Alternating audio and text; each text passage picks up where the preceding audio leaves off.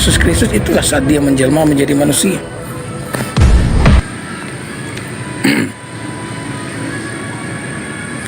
Semestinya orang Kristen berterima kasih kepada tentara Romawi. Kamu pikir kalau Yesus tidak menyerahkan dirinya, orang Romawi bisa menyalibkan dia? Orang Romawi tidak akan pernah bisa menyalibkan Yesus kalau Yesus tidak menyerahkan dirinya.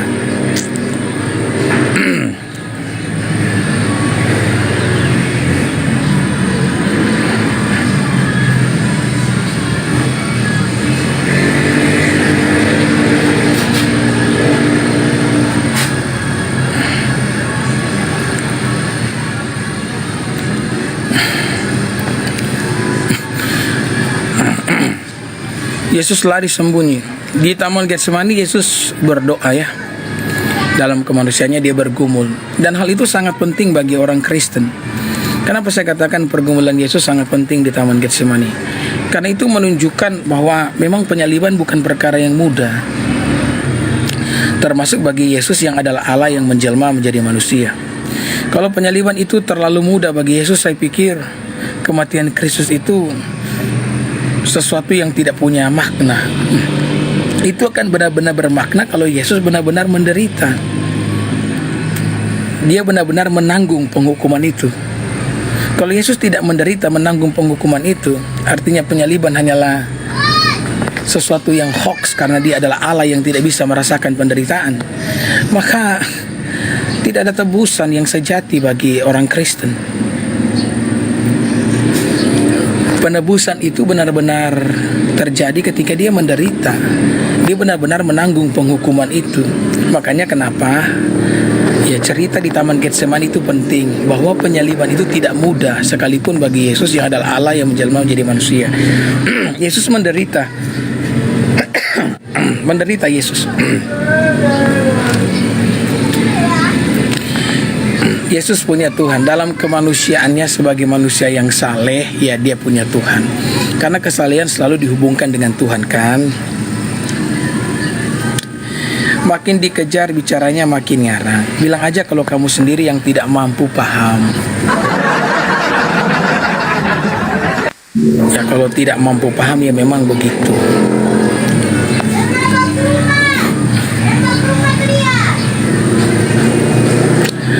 Happy birthday Yesus, panjang umur, cepat kawin, punya anak. Ya, Yesus tidak kawin ya.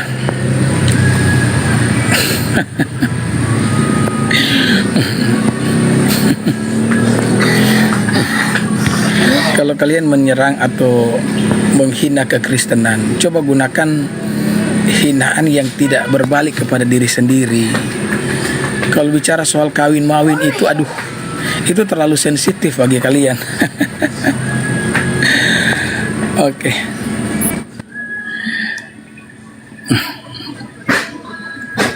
Saya coba. Selamat pagi Pak Pendeta. Selamat pagi. Iya. Gimana kabarnya Pak Pendeta, sehat? Sehat. Ya, silakan Ya, hidupkan puji Tuhan. kameranya. Silakan. Iya. Open kamera? Oke. Ya, silakan. Bentar ya Pak ya, sabar ya. Oke, siap. Pasti dong. Ini kita lagi berhadapan sama Pak Pendeta ini. Sabar Pak ya. Nah, Oke. Ya. Siapa nama Anda? Pendeta, nama saya Ardi. Sebelumnya itu kita pernah ketemu di Komal. Waktu saya itu pakai akun saya satu itu yang salam satu Tuhan. Pada saat itu namanya masih Singa Islam. Pak Pendeta belum tanya. Saya waktu itu bertanya kepada Pak Pendeta belum jawab gitu. Pertanyaan apa itu? Saya kan mengatakan waktu Yesus itu disalib, ya, yang tersalib itu kan ada 3 orang, betul? Dan konsep penyaliban adalah penebus dosa, betul? Ya. Pertanyaan saya, di samping kiri kanan Yesus siapa? Menebus dosa siapa? Itu yang Bapak nggak jawab, cuma Bapak tertawa, gitu loh. Dijawab itu Pak. Ya. Waktu Yesus disalib, ada 3 orang disalib. Kalau memang konsep penyaliban ini menebus dosa manusia, pertanyaan saya, di samping kiri kanan Yesus itu menebus dosa siapa? Ayo. Saya tertawa waktu itu karena memang pertanyaan kamu pertanyaan yang lucu dan bukan hanya saya yang akan tertawa. Ya, memang sesuai dengan nama kamu bocil ya. Memang pertanyaan itu pertanyaan bocil. Bukan hanya saya yang akan tertawa kalau diajukan pertanyaan model begitu. Seluruh orang Kristen yang percaya Yesus Tuhan itu pasti akan menertawakan pertanyaan kamu bocil. Kenapa? Karena kematian yang Pak, sebentar. Jangan bilang begitu, Pak. Saya sudah mempertanyakan, Beber. Bentar Oke, silakan. Kalau saya belum selesai menjelaskan, jangan dulu dipotong. Ya, kamu mungkin penggemar Suma ya, jadi kebiasaan Suma itu ada pada kalian semua ya. Tunggu dulu, biarkan saya selesai menjelaskan. Begini bocil, ya, bocil, dengar ya saya ya, karena kamu bocil, kamu harus dengar orang tua ngomong nih. Begini bocil, jadi kematian yang menebus itu hanyalah kematian Yesus Kristus. Dua orang yang mati di samping Yesus itu, kematian mereka adalah kematian yang tidak menebus. Yang menebus itu hanyalah kematian Yesus.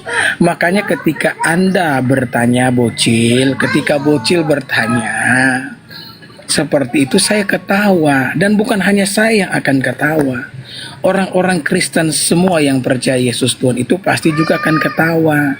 Karena kematian yang menebus itu hanyalah kematian Yesus. Dua penjahat yang disalibkan di samping kiri kanan Yesus itu, ketika mereka mati atas kesalahan mereka sendiri. Sementara Yesus mati untuk menebus kesalahan manusia, kesalahan kamu dan kesalahan saya. Begitu bocil ya.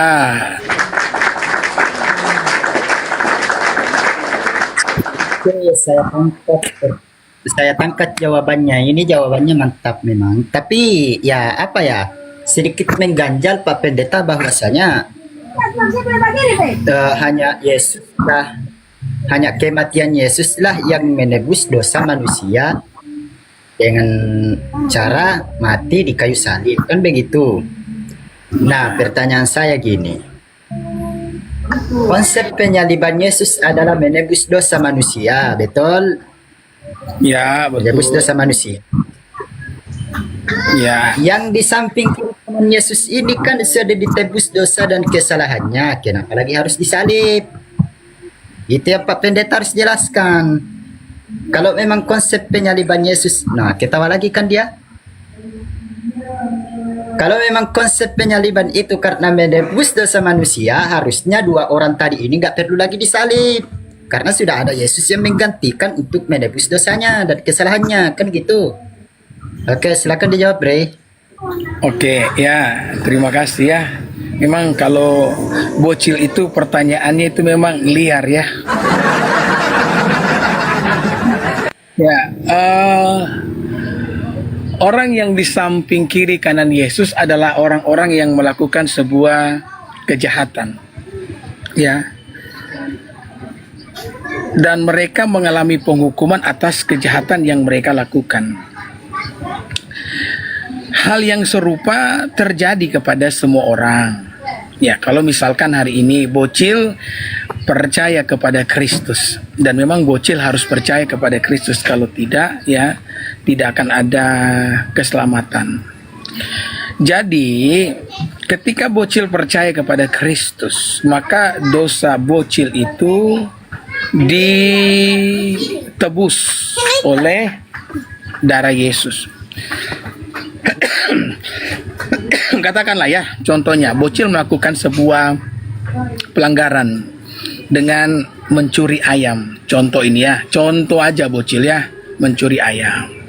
Nah, waktu bocil mencuri ayam, bocil tetap akan mendapatkan penghukuman apabila kasus tersebut sampai ke kantor polisi. Harus tetap dihukum. Hukuman dunia itu harus tetap berjalan. Tetapi ketika bocil bertobat, percaya kepada Kristus, maka Tuhan mengampuni. Ketika Tuhan mengampuni bocil, tidak berarti bocil harus dilepaskan dari dalam penjara. Bocil ya, tidak harus. Kenapa? Karena hal ini pun berlaku kan di dalam agamanya bocil kan. Kalau bocil melakukan kesalahan dan bocil minta ampun sama Tuhannya bocil, maka Tuhannya bocil akan mengampuni bocil. Tetapi polisi tidak bisa tidak bisa mengampuni bocil toh. Bocil harus tetap dipenjarakan. Kalau misalkan pengampunan Tuhan mengharuskan semua orang luput dari penghukuman, artinya penghukuman di dunia, maka bocil, penjara kosong bocil. Tapi tidak apa-apa, memang kalau bocil begini perlu dikasih ajar ya, supaya bisa tumbuh jadi orang dewasa. Besok-besok bocil, kamu punya akun kamu ganti, karena tidak enak kalau lawan kamu panggil kamu bocil. Lanjut, lanjut. Pak Pendeta kok ini ditanya ini muter-muter, Pak. Lanjut. Tidak sesuai. Gini aja. Aduh. Gini aja deh Pak, saya ganti pertanyaan saya karena memang Bapak itu nggak sanggup menjawab muter-muter. Saya kan bilang kalau memang Yesus itu menebus dosa, kenapa orang ini harus disalib lagi? Udah nggak apa-apa lah. Ini aja, latar belakang penyaliban itu. Ini pertanyaan saya nih. Latar belakang penyaliban itu ternyata karena Yesus difitnah. Tiba-tiba orang Kristen meyakini bahwasanya penyaliban ini adalah termasuk penebus dosa. Padahal latar belakangnya adalah Yesus difitnah. Itu. Ya, Di kitab Anda dikatakan pada saat Yesus itu ditangkap, nih ada oknum ditangkap yang disangka Yesus nih. Kalau saya nggak salah itu ada di kitab Lukas ya. Nih ada oknum yang ditangkap disangka Yesus. Ketika dia ditanya oleh mahkamah agama, imam-imam kepala dan orang ahli-ahli Taurat, apakah kamu Mesias? Apa kata yang oknumnya ditangkap itu? Anak manusia itu sudah duduk di sebelah kanan Bapa. Ketika bertanya lagi, apakah kamu Mesias? Apa kata dia? Kamu yang menganggap saya Mesias, bukan aku yang mengaku. Pertanyaan saya, siapa oknum yang ditangkap ini? Karena oknum yang ditangkap ini sebelum disalibkan itu sudah mengatakan bahwa Yesus yang asli telah duduk di atas sebelah kanan Bapa. Silakan dijawab. Monggo. Jadi pertanyaannya yang mana? Yesus difitnah atau yang terakhir tadi? Yang mana pertanyaannya bocil? Yang mana? Oke. Tuh. Latar belakang penyaliban karena Yesus difitnah. Oke. Kenapa menjadi dosa waris di agama Kristen? Silakan. Berkembang lagi pertanyaannya ya. Oke, bocil. Tadi kan kamu bertanya, itu pertanyaan yang kedua tadi kamu bilang itu pertanyaan dan jawaban yang saya berikan itu muter-muter. Memangnya kalau di agama kamu kalau Tuhan mengampuni dosa kamu langsung dibebaskan dari penjara? Saya mau tanya. Jawab pertanyaan saya. Katakanlah ya ada jemaat kamu yang jual narkoba ini, narkoboy. Contoh ya. Dan kemudian dia minta ampun dan Tuhan mengampunilah, katakanlah demikian. Dari dalam penjara dia minta ampun. Apakah ketika Tuhan mengampuni dia dan dia juga harus dibebaskan dari penjara? Hah? Coba jawab. Jadi begitu. Jawab, jangan jadi begitu. Jawab pertanyaan. Iya, saya paham. Iya, saya paham. Coba ulang pertanyaannya. Apa tadi pertanyaannya? Apa? Bocil, makanya saya mau bilang begini, pengampunan Tuhan itu, kamu perhatikan ya bocil ya. Begini bocil. Ya. Begini, pengampunan Tuhan itu ketika Tuhan mengampuni, dia mengampuni dosa-dosa kita, tidak berarti dia harus meluputkan kita dari sanksi dunia. Tidak. Seorang korupsi bisa minta ampun dari dalam jeruji besi kepada Allah dan Allah bisa mengampuni dia. Tetapi tidak berarti dia juga harus dilepaskan dari dalam penjara. Itu juga yang terjadi dengan mereka yang disalibkan di samping Yesus. Ketika mereka beriman percaya kepada Kristus, ini katakan ya, ketika mereka beriman kepada Kristus, dosa mereka diampuni, tapi tetap saja mereka akan disalibkan. Kenapa? Karena itu adalah konsekuensi daripada kesalahan yang mereka lakukan. Hal semacam ini dapat dimengerti kalau memang kamu itu tumbuh dewasa. Saya bertanya bocil, kamu umur berapa sih? Umur berapa kamu? Berapa umur kamu? Saya usianya masih muda, Pak. Berapa tahun? 20 tahun. 20 tahun. 20 tahun. Ya, kalau sudah 20 Kenapa ini? Seorang tamu di live Anda telah melanggar kebijakan. Oh, waktu dia bilang 20 tahun langsung kena ban, saudara-saudara. Ya, jadi saudara mengerti ya kenapa saya menertawakan. Saya tertawa, bukan menertawakan ya. Saya tertawa dengan pertanyaannya.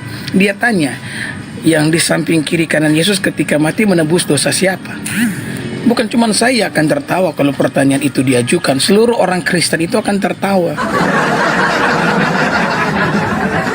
Oke, kita terima ini ada Bang Suma mau naik ya.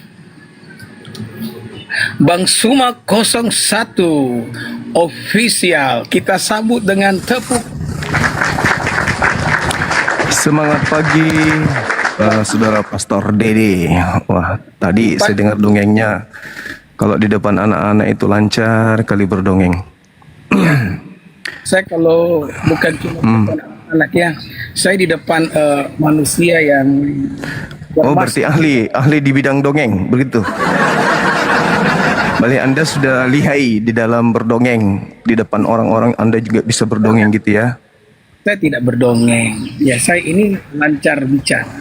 Bukan bocil. Kalau tidak berdongeng berarti ada datanya dong bahwa Tuhan Bani Israel punya Tuhan itu menginginkan menebus dosa dengan manusia, korbannya gitu. Oke, Bang Suma. Ah, Kalau jangan kaku kalau di depan saya. Tadi dongengnya lancar. tidak kaku, saya tidak kaku. Jujur saya kalau saya kaku pasti saya tidak akan naikkan Anda ya. Begini, Bang Suma.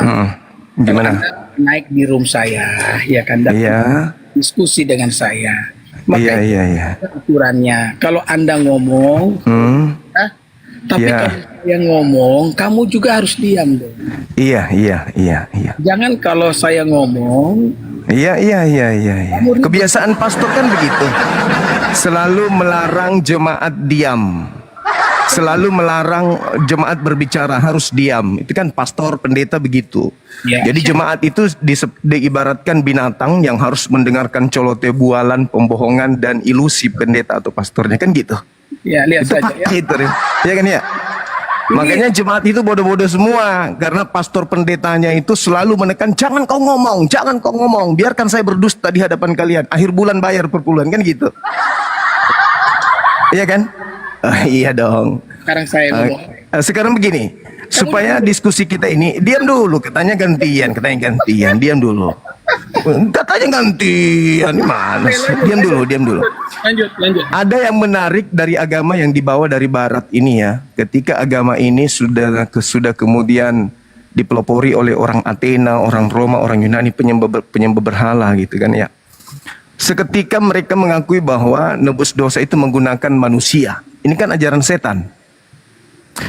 Setan yang mengajarkan, Dewa Molok yang mengajarkan kemudian nebus dosa dengan mengorbankan manusia, kan gitu. Sekarang pertanyaan saya kepada saudara pastor ini, di dalam Yesaya 40 nomor 1 nomor 2, orang-orang Israel itu dosa-dosanya sudah dihapuskan. Yeremia 31 nomor 34, dosa-dosa orang Israel itu sudah dihapuskan. Kemudian 2 Tawarik 7:14, orang-orang Israel itu diampuni dosa-dosanya dari surga. Pertanyaan saya kepada saudara, siapa yang mengajarkan orang Kristen dosa-dosanya dihapuskan dengan korbannya manusia? Karena kalau Yesus mati itu bukan untuk orang Yerusalem, karena orang Yerusalem itu dosanya sudah diampuni. Jadi tidak ada hubungannya antara ajaran nebus dosa pakai manusia dengan orang-orang Yahudi Israel. Anda baca di dalam kitab Yesaya 40 nomor 1 nomor 2, Yerusalem itu dosanya sudah dihapuskan. Dan tadi Anda mengatakan bahwa hanya Yesus yang bisa menghapus dosa. Faktanya di dalam Matius 21:31 ternyata orang yang percaya kepada Yohanes Pembaptis pun lebih dulu masuk surga. Nah, sekarang tugas Anda adalah di mana Tuhannya Yahudi menebus dosa Kristen dengan mengorbankan orang benar sebagai korban persembahan. Silakan. Oke. Jadi perhatikan ya Bang Suma ya, ketika Anda berbicara saya diam ya. Bahkan saya tidak menggunakan efek suara apapun ketika Anda berbicara. Dan saya mengharapkan kesopanan yang sama Anda berikan kepada saya. Jadi kalau saya lagi bicara, Anda diam, dan jangan sama sekali Anda menggunakan efek suara dalam bentuk apapun. Dan saya mau klarifikasi tadi ya, ketika Anda mengatakan bahwa jemaat Kristen itu sama seperti binatang, itu perkataan yang terlalu kotor. Jadi saya mau sampaikan kepada Anda ya, kita ini kan diskusi agama.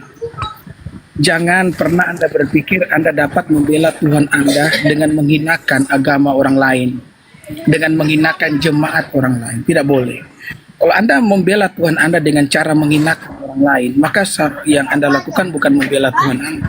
Anda justru menghinakan Tuhan Anda. Jadi saya harap itu yang terakhir ya. Anda pun masuk ke komal saya memasukkan Anda dengan baik-baik. Dan saya berharap Anda juga bisa ya menunjukkan ciri khas seorang apologet yang baik karena Anda lebih senior daripada saya dalam dunia apologetika. Oke, saya jawab pertanyaan Anda ya. Jadi ketika kita mengatakan bahwa Yesus itu mati bagi dosa manusia, Yesus yang merupakan Allah yang menjelma menjadi manusia, yang Anda katakan manusia menebus dosa manusia. Jadi itu bukan ide daripada manusia. Itu bukan ide daripada manusia, itu adalah apa yang dinyatakan oleh Allah. Itu dinyatakan oleh Allah, kemudian diterima oleh manusia. Kemudian itu yang disiarkan oleh para rasul, Rasul Petrus, Rasul Paulus, mengenai kematian Kristus yang menebus dosa manusia. Jadi ketika Anda mengatakan bahwa seolah-olah kematian Kristus yang menebus dosa manusia itu adalah ide daripada manusia, itu bukan ide daripada manusia. Itu adalah apa yang dinyatakan oleh Allah ketika Yesus mati menebus dosa manusia. Jadi itu sama sekali bukan ide daripada manusia, tetapi kehendak daripada Allah. Silakan. Tidak ada jawaban. Jadi gini, ketika Anda memfitnah Tuhan bahwa itu ide Tuhan, Anda tidak bisa menyertakan dalil karena memang dalilnya nggak ada gitu ya. Paling nanti ngemis-ngemis Yesaya 43 lah segala macam. Padahal Imamat 1 nomor 2 itu kan sudah jelas. Katakanlah kepada orang Yahudi. Katakanlah kepada orang Yahudi. Itu dalil, pastor. Kenapa saya tadi mengatakan Anda menganggap jemaat Anda itu binatang? Ya karena kan domba itu binatang. Jadi nggak usah terlalu lebay kali. Nah sekarang gini. Ketika orang Yahudi diminta oleh Tuhannya. Orang Yahudi loh ya. Bukan orang Kristen. Orang Kristen itu kan awalnya dari Athena dan Roma. Orang Yahudi diminta, Pak Pastor. Imamat 1 nomor 2. Katakan kepada orang Yahudi. Apabila mereka hendak mempersembahkan kurban, persembahan penebus dosa, hendaklah mereka mempersembahkan binatang. Domba, kambing, sapi, lembu. Mana dalilnya? Katakanlah kepada orang Roma dan Yunani. Kalau mereka ingin mempersembahkan penebus dosa, hendaklah mereka mempersembahkan manusia. Mana dalilnya? Saya tunggu dalil itu. Karena orang-orang Yahudi diajarkan 2 Tawarik 7:14, ketika mereka bertaubat dari surga Tuhan mengampuni dosanya. Gitu. Nah sekarang permasalahannya Kristen ini jati dirinya kemana perginya? Di mana dalilnya? Sementara latar belakang penyaliban Yesus itu hanya karena faktor politik ekonomi. Tidak ada karena faktor dosa. Kata Yesus, dosa hanya bisa ditebus karena bertobat. Bukan mempersembahkan kemudian manusia untuk nebus dosa, menggantikan dosa-dosa orang-orang Athena dan orang-orang Roma, itu bukan. Sekarang PR Pak Pastor adalah, sebagaimana orang Yahudi diperintahkan untuk mempersembahkan binatang untuk nebus dosa mereka, tolong tunjukkan dalilnya di mana perintah Tuhannya Yahudi agar mempersembahkan manusia sebagai penebus dosa-dosa orang Kristen yang awalnya adalah orang Athena, Yunani dan Romawi. Kasih dalil, silakan. Oke ya. Oke ya. Jadi ketika orang Kristen di dalam gereja disebut sebagai domba, itu memiliki sebuah pengertian, dan pengertian itu tidak sama seperti pengertian yang ada di pikiran Anda ya.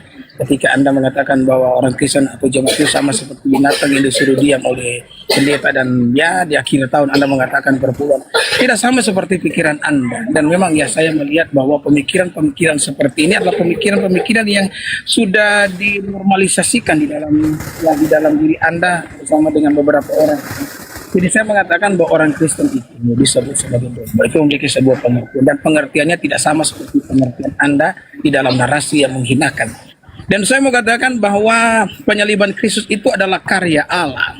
Itu bukan ide manusia, dan ayatnya itu melimpah dalam Alkitab. Saya tunjukkan Yohanes 3:16. Karena begitu besar kasih Allah akan dunia ini sehingga ia mengaruniakan Allah. Jadi anak Yesus Kristus itu dikaruniakan oleh Bapa di sorga, dan itu adalah ayat yang dimengerti banyak oleh orang percaya bahwa itu maksudnya ketika Yesus diberikan untuk menebus dosa manusia. 1 Yohanes 4 ayat yang ke-10. Bukan kita yang telah mengasihi Allah, tapi Allah yang mengasihi kita dan yang telah mengutus anaknya sebagai pendamaian bagi dosa-dosa kita. Nah, ketika orang-orang membaca kalimat sebagai pendamaian bagi dosa-dosa kita, orang-orang itu mengerti bahwa yang dimaksudkan adalah kematian Kristus yang merupakan penebusan yang adalah inisiatif daripada Allah. Ya. Bahkan kalau kita lihat dalam kisah para Rasul 2:23, penebusan itu adalah karya Allah bahkan sejak kekekalan. Ya, kisah pasal 2:23, dia diserahkan menurut rencana dan pengetahuan Allah. Jadi itu merupakan karya Allah bahkan sejak daripada kekekalan. Ayatnya melimpah di dalam Alkitab. Allah yang mengerjakan pendamaian melalui Yesus Kristus, itu yang ditulis oleh Rasul Paulus dalam 2 Korintus 5 ayat 19. Bahwa Allah dalam Kristus mendamaikan dunia dengan dirinya. Jadi kalau Anda menanyakan ayat-ayat itu terlalu melimpah di dalam Alkitab kami, Suma. Terlalu melimpah. Dalil, saya minta satu. Ya, itu ayat yang saya bagikan. Tuhan memerintahkan kemudian untuk orang Athena, Roma menebus dosa dengan darah manusia, itu mana dalilnya? Ya. Tuhan memerintahkan orang Athena. Kenapa harus Tuhan memerintahkan orang Athena? Karena Kristen itu bertumbuh di situ. Ya.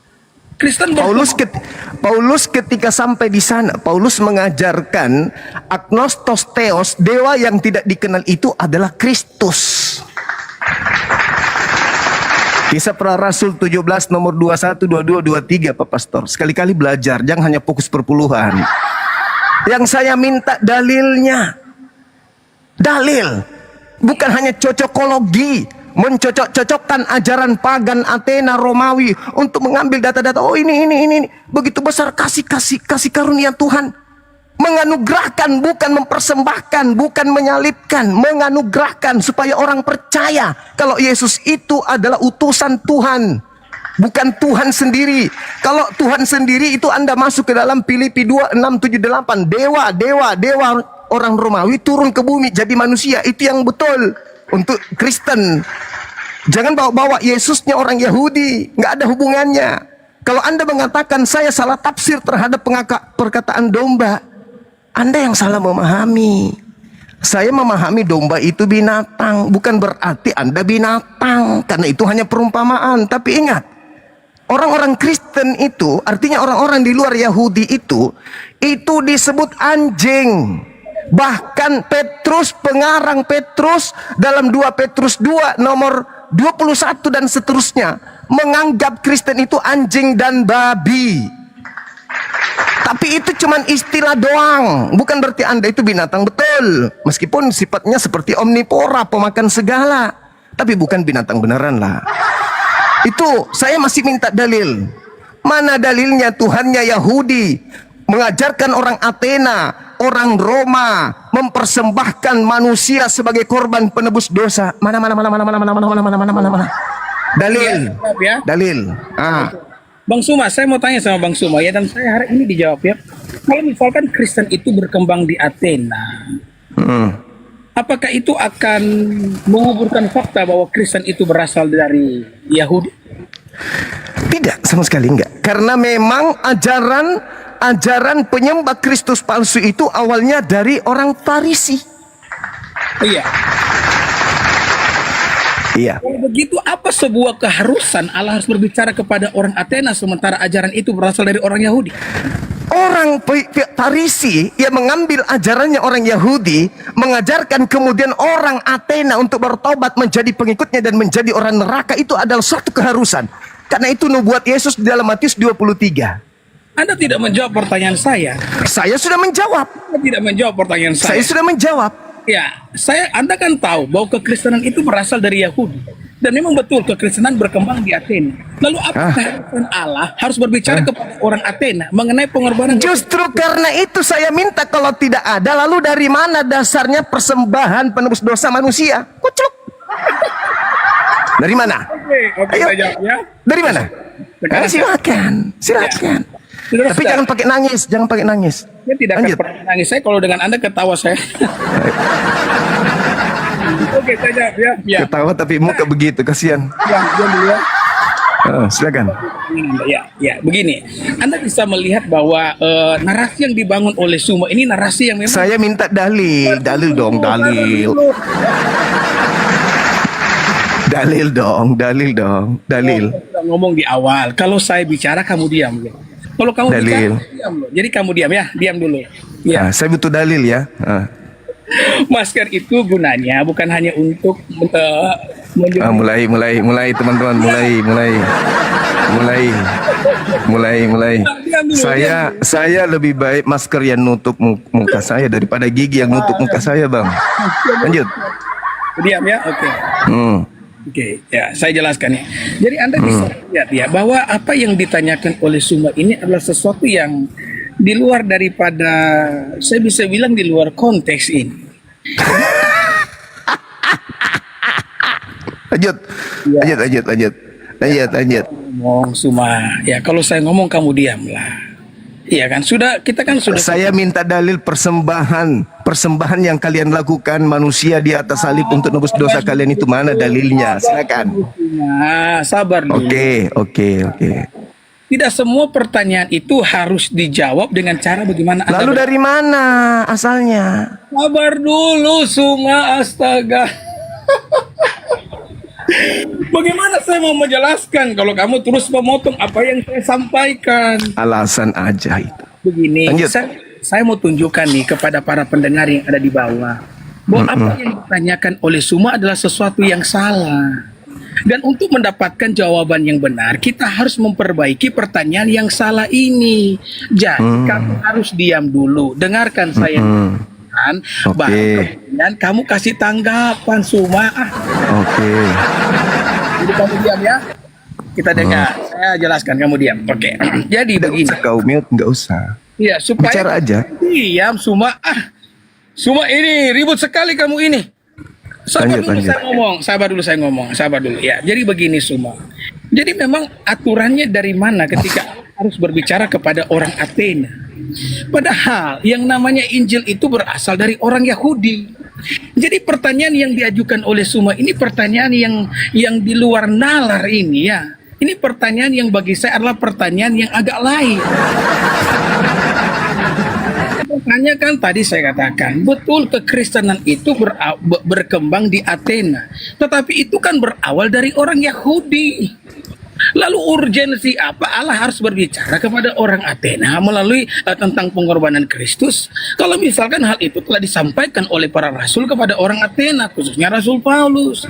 Jadi pertanyaan yang kamu ajukan ini adalah pertanyaan yang salah. Dan memang dari waktu ke waktu ketika saya menaikkan kamu di room saya, yang kamu tanyakan itu pertanyaan-pertanyaan yang salah semua, Suma. Udah. Nah, sabar dulu. Makanya kenapa kamu itu tidak akan pernah mendapatkan sebuah jawaban yang benar. Kepada siapapun Anda menanyakan pertanyaan yang model ini, pertanyaan ini tidak akan pernah mendapatkan sebuah jawaban. Kenapa? Karena berangkat dari pertanyaan yang salah. Kalau Anda menanyakan yang namanya dalil, ini dalil yang ada ya. Kisah ya, Yohanes pasal 3 tadi saya sebutkan tadi ya. Yohanes pasal 3 ayat yang ke-16. Karena begitu besar kasih Allah akan dunia, itu Allah kan berbicara ya melalui rasulnya, Rasul Yohanes. Itu artinya bahwa sebelum Rasul Yohanes menyampaikan itu mereka menerima. Kenapa? Karena mereka orang Yahudi, Suma. Dan Injil itu berasal dari orang Yahudi. Kok tiba-tiba kamu bisa mikir sampai ke Athena? Ya. Sudah? Orang Athena itu semua cukup mendengar dari para rasul yang menerima itu dari Tuhan karena mereka adalah orang Yahudi. Jadi pertanyaan yang kamu ajukan Dasuma adalah pertanyaan yang salah. Jadi perbaiki pertanyaan Anda supaya Anda mendapatkan jawaban yang benar. Silakan. Ya, jadi gini, saudara. Anda nggak sanggup memang menjawab pertanyaan saya karena memang nggak ada ajaran Tuhan itu mempersembahkan manusia sebagai korban tebus dosa, itu memang nggak ada. Itu ajaran pagan. Satu hal yang perlu kamu perhatikan sebagai seorang pastor. Di dalam kitab saudara 1 Korintus 5 nomor 7, Yesus disembeli. Oke, Yesus disembeli di situ sebagai korban sembelihan. Kedua, di dalam Ibrani 9 nomor 28, di situ Yesus dipersembahkan. Kemudian di dalam Ibrani 10 nomor 10, di situ juga Yesus prospora, mempersembahkan tubuh. Yang saya pertanyakan adalah, ketika saya berbicara tentang imamat 1 nomor 2, katakanlah kepada orang Yahudi, katakanlah kepada orang Israel, apabila mereka hendak mempersembahkan kurban penebus dosa, hendaklah mereka mempersembahkan binatang, domba, kambing, sapi, lembu. Itu kepada siapa? Itu orang Yahudi, orang Israel. Yang saya pertanyakan sekarang ini kepada orang Athena, kepada orang Roma. Katakanlah kepada orang Roma, katakanlah kepada orang Athena, apabila mereka ingin menebus dosa, hendaklah mereka mempersembahkan atau menyembelih manusia. Itu yang saya pertanyakan, pastor. Itu yang saya pertanyakan. Jangan kau persalahkan pertanyaan, karena orang Yahudi sudah punya konsep dia. Katakanlah kepada orang Israel, apabila mereka hendak mempersembahkan korban penebus dosa, hendaklah mereka mempersembahkan binatang, domba, kambing, sapi, lembu. Oke, udah deal kita di situ. Itu dalil, tidak bisa digoyangkan. Sekarang muncul Kristen di luar Israel mengajarkan penebusan dosa itu dengan darah manusia. Saya minta dalilnya mana, legalitasnya mana dari Tuhannya Yahudi, bahwa menebus dosa dengan cara menyembelih manusia bernama Yesus, mempersembahkan manusia bernama Yesus. Dalilnya mana dari Tuhan, legalitasnya mana? Sebagaimana Imamat 1 nomor 2 untuk orang Israel. Nah, untuk orang Kristen Roma Yunani, mana dalil legalitasnya mempersembahkan atau menyembelih manusia sebagaimana yang dikatakan Paulus di dalam 1 Korintus 5 nomor 7, Yesus itu disembelih. Mana legalitasnya dari Tuhan kepada Paulus yang mengajarkan orang-orang Athena dan Yunani menebus dosa mereka karena dengan adanya Yesus sudah disembelih katanya di atas pohon. Saya butuh dalil. Silakan. Oke, ya, saya jawab ya. Terima kasih semua atas pertanyaannya. Jadi, semua mengatakan bahwa saya tidak bisa menunjukkan dalil.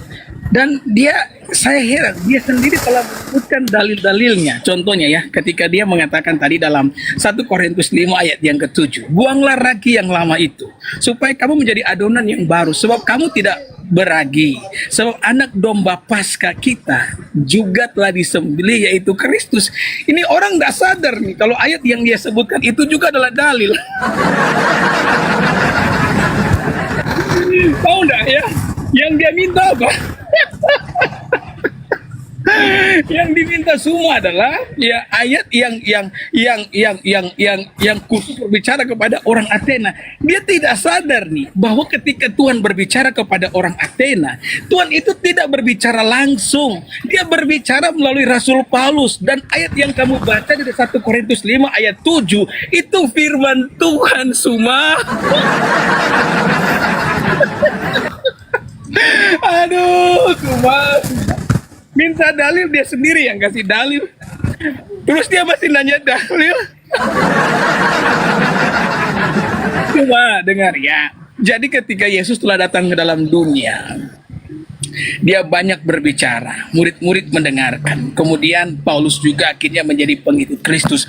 Paulus itu menyampaikan kepada orang Athena, dan itu yang kamu baca itu juga merupakan salah satu khotbah daripada Rasul Paulus kan.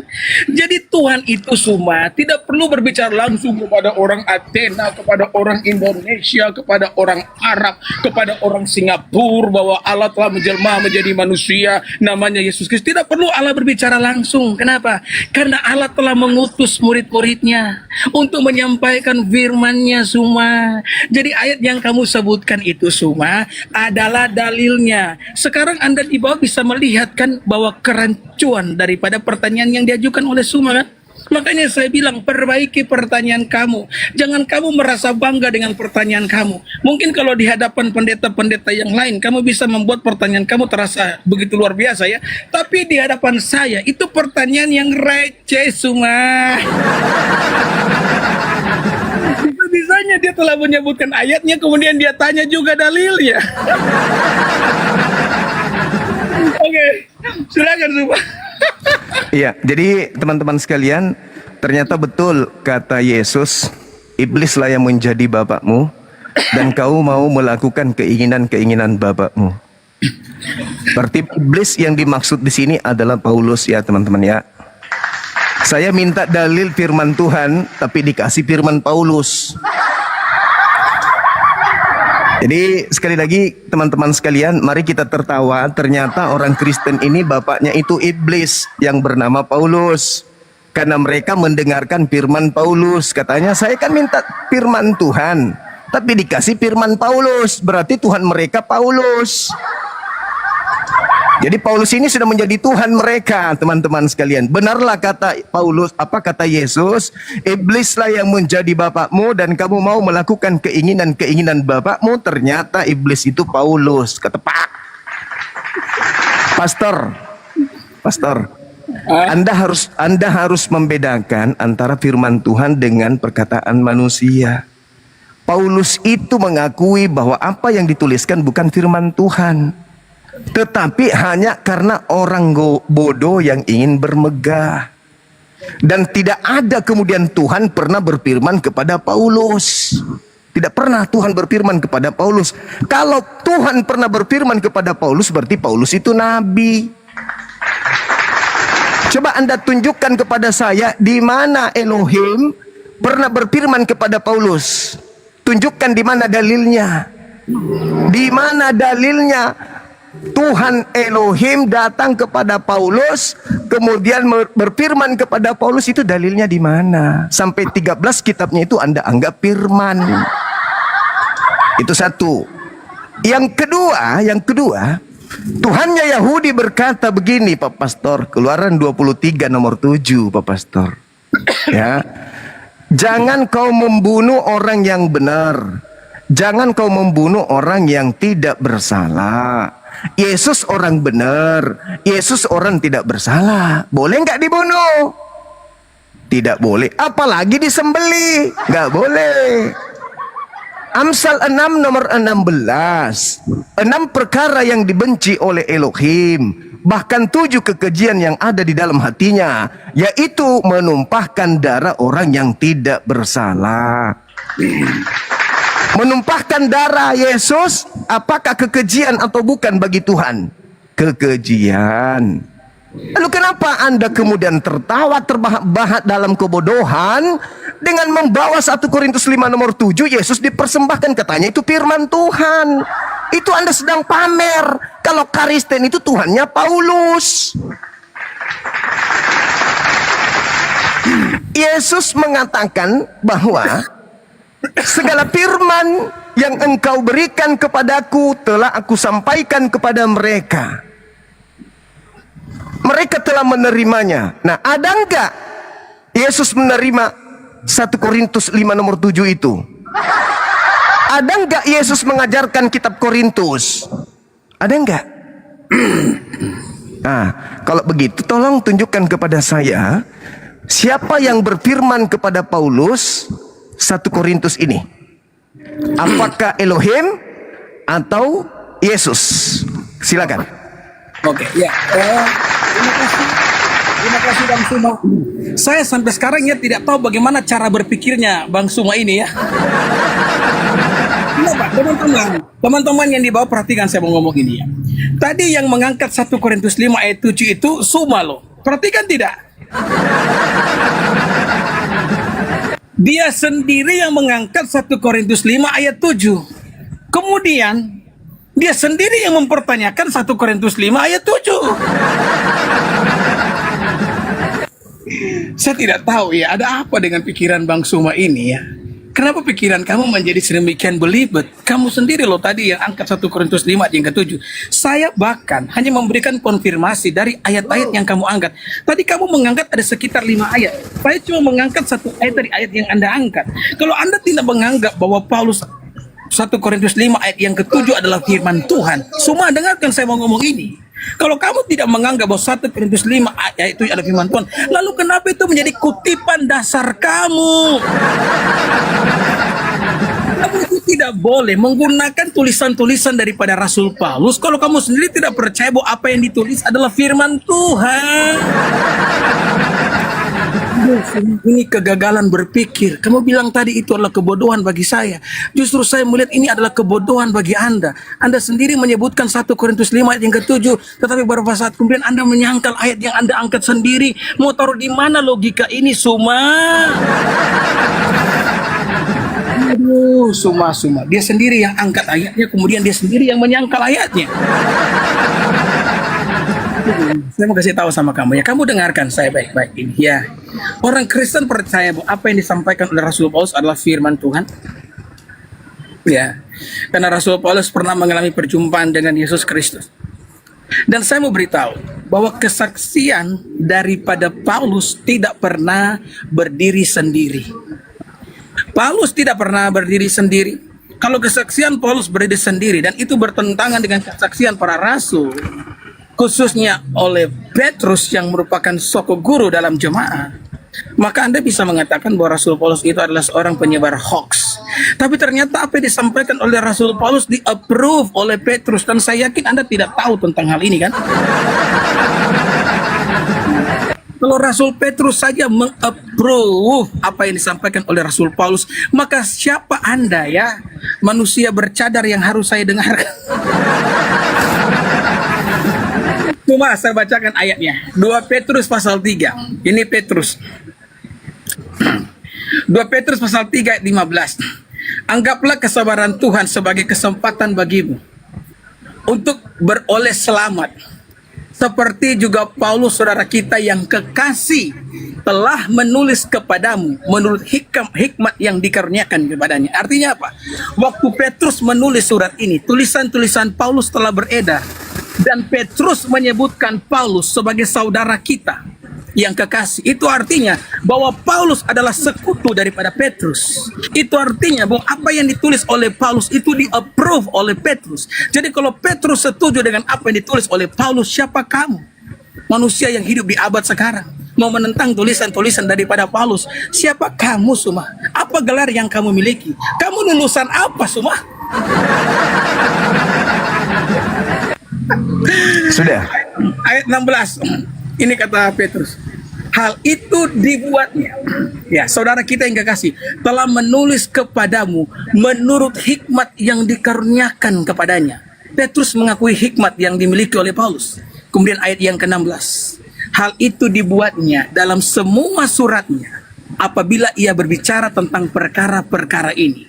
Dalam surat-suratnya itu, kata Petrus, ada hal-hal yang sukar difahami, sehingga orang-orang yang tidak memahaminya seperti kamu ini, ya, sehingga orang-orang yang tidak memahaminya dan yang tidak teguh imannya memutarbalikannya menjadi kebinasaan mereka sendiri, sama seperti yang juga mereka buat dengan tulisan-tulisan yang lain. Jadi apa yang kamu lakukan pada hari ini itu telah dinubuatkan oleh Petrus, bahwa ada orang yang tidak memahami tulisan daripada Paulus dan mencoba memutarbalikan itu menjadi kebinasaan bagi mereka sendiri.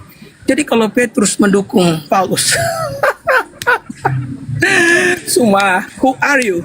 Who are you? Apa legalitas yang Anda miliki sehingga Anda bisa mengatakan bahwa Rasul Paulus itu adalah rasul yang tidak menyampaikan firman Tuhan? Mari kita tertawa bareng-bareng saudara-saudara. Sudah. Silakan. Oke. Dengarkan saya, Bang. Dengarkan saya, Pak Pastor yang lucu, imut. Dengarkan saya. Saya membawa tadi 1 Korintus 5 nomor 7 itu sebagai legalitas Paulus kepada orang-orang Roma Yunani. Bukan sebagai firman Tuhan. Justru Paulus itulah pendiri agama Kristen. Ia mengajarkan menyembelih Yesus untuk dosa Kristen. Yang saya minta firman Tuhan, bukan pernyataan Paulus. Saya orang berakal. Terkait dengan buku Petrus itu, Pastor, Anda tahu tidak kalau Yesus sudah menubuatkan bahwa murid pilihan juga akan disesatkan oleh nabi palsu? Anda tahu nggak itu? Kutanya dulu, tolong jawab. Benar nggak Yesus menubuatkan kalau Petrus murid pilihan akan disesatkan oleh nabi palsu? Tidak. Akui dulu. Tidak ada. Tidak ada. Matius 24 nomor 24. Baca. Oke. Kena kau di sini. Baca. Baca. Jadi dengar ya. Baca dulu. Matius 24 nomor 24. Baca. Saya akan baca. Ya. Tapi sebelum saya baca, saya ulangi pertanyaan kamu ya. Cuma bilang tadi ya bahwa Pak Petrus itu akan disesatkan. Dan sekarang kita akan baca ayatnya. Apakah ayat ini berbicara Petrus disesatkan? Matius berapa? Baru dia tahu ternyata, teman-teman sekalian. Baru dia mau belajar. Sekarang Matius berapa? 24 nomor 24. Iya. Saya tidak tahu kan, memang tidak ada ayat yang mengatakan demikian. Ayat berapa? Ayat berapa? Ayat berapa? Ayat berapa? Hah? Ayat berapa? Gayanya selangit. Gayanya selangit. Pertanyaannya sendiri. Teman-teman, dengar nggak apa yang saya ucapkan tadi, teman-teman? Iya. Nomor berapa gitu? Dengar nggak dia nih? Makan dengan pertanyaannya sendiri loh. Pastor. Ayat berapa? Ayat berapa? Matius 24 nomor 3042. Ya. Tidak ada ayat 3000. Dasar ongol-ongol dompala. Nomor 24 Kak Daro. Oke, ya saya bacakan ya. Matius 24. Perpuluhan. Perpuluhan terus di otakmu, makanya kau nggak tahu dalil kitabmu sendiri. Ya, bukan saya tidak tahu dalil. Ya, tapi memang butuh belajar sama Bang Suma. saya tidak perlu belajar dari orang yang otaknya close. Lah buktinya kau bertanya sama saya, Tuyul. Benar, Saya minta dalil firman Tuhan, kau kasih firman Paulus. Bahlul. Oke, coba saya dulu ya. Saya. Silakan kau baca. Kenapa Jangan kau pamer kebodohanmu depan jemaatmu. Silakan. Kau tanya lagi. Nomor berapa? Oke, sabar. Bikin malu orang gereja, dipermalukan sama dia. Diamlah, kau ini diamlah kau. Saya ngomong dulu. Begini Suma. Saya katakan. Kasihan. Gak usah banyak pengantar, kau baca Matius 24 nomor 24. Sabar dulu Suma. Saya mau menjelaskan kepada kau. Matius 24 nomor 24 kau baca. Malu dia, Bi. Diam dulu, Malu. saya jelaskan. Diam, saya jelaskan. Malu Dengan dia. Kalau mau debat dengan Suma ini, kalian itu harus menjelaskan dengan baik supaya orang Apa yang kau jelaskan? Kau mengaburkan Matius 24 nomor 24. sabar. Saya baca ya, sabar. Teman-teman tadi dia mengatakan tidak ada. Sekarang kau baca. Oke, ya. Jadi kan saya katakan tidak ada. Karena memang tidak ada. Alkitab mengatakan Kau bahwa baca. Kau baca. Jangan kau sabar dulu. Kau mengatakan tidak ada, kau tidak baca. Sabar. Tekan, Bang. Iya baca dulu, baru kau mengatakan tidak ada. Sabar, Asuma. Jangan kau marah-marah. Kesian dia. Kesian. Cuma Buka komal ilmu nggak ada buka komal. Dulu saya baca. Kenapa kamu nggak berani baca? Kenapa kau nggak berani baca? Apa yang tidak berani? Saya mau baca. Baca dulu.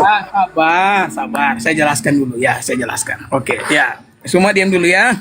Sabar dulu. Saya jelaskan. Jadi semua bilang kan bahwa Petrus itu akan disesatkan.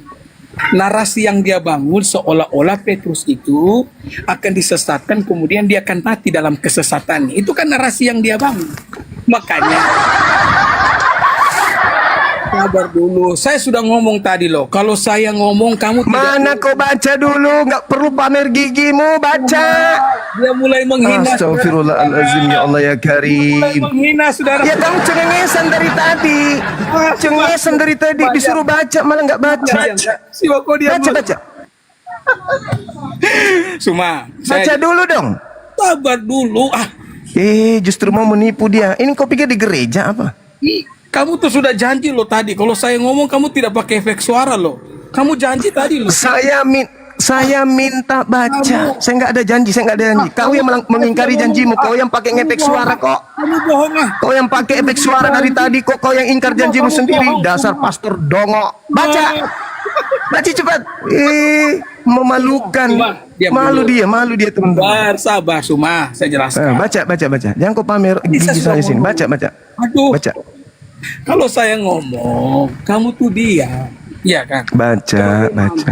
Aduh. Suma. Oke, ya saya jelaskan. Suma begini. Kalau saya ngomong tuh kamu diam lah kan?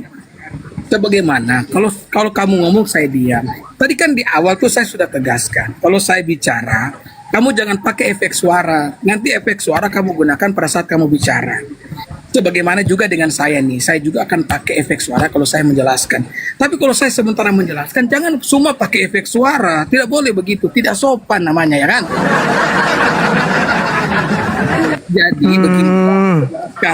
Lebih besar gigimu daripada otakmu. Baca cepat. Dia saudara-saudara, dia mulai menghina. Loh. Baca cepat, baca. Itu fakta. Baca cepat. Saya jelaskan. Baca. Tapi kamu begini. Jadi ya narasi yang Suma bangun itu seolah-olah itu bahwa Petrus itu disesatkan sampai akhir Ya hayat. ampun, saya suruh kau baca. Suma, diamlah kau Suma. Ya, kau diamlah.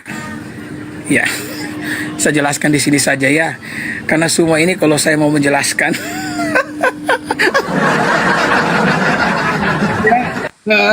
Suma itu sudah kepala tanggung dia ya, sudah kalah debat, jadi makanya dia kalau sudah kalah debat mulai begitu, mulai menghina ya kan, mulai bawa-bawa fisik, ya itulah modelan Suma ya. Ya, narasi yang coba dibawa oleh Suma seolah-olah bahwa Petrus itu disesatkan sampai akhir hayatnya. Sementara tidak ada ayat yang mengatakan demikian. Makanya saya katakan tidak ada ayat yang bicara begitu. Kemudian dia menunjukkan Matius 24 ayat 24. Ya, dan ayat itu tidak berbicara demikian, saya baca. Sebab Mesias palsu dan nabi-nabi palsu akan muncul. Dan mereka akan mengadakan tanda-tanda yang dahsyat dan mujizat-mujizat sehingga sekiranya mungkin mereka menyesatkan orang-orang pilihan juga. Jadi ayat ini tidak berbicara bahwa Paulus itu Mesias palsu. Tidak. Karena baik Paulus maupun Petrus sama-sama percaya Yesus itu Mesias. Ini yang saya mau jelaskan. Tapi Suma tidak kasih saya waktu kan. Kenapa? Karena Suma memang sudah belepotan, saudara-saudara.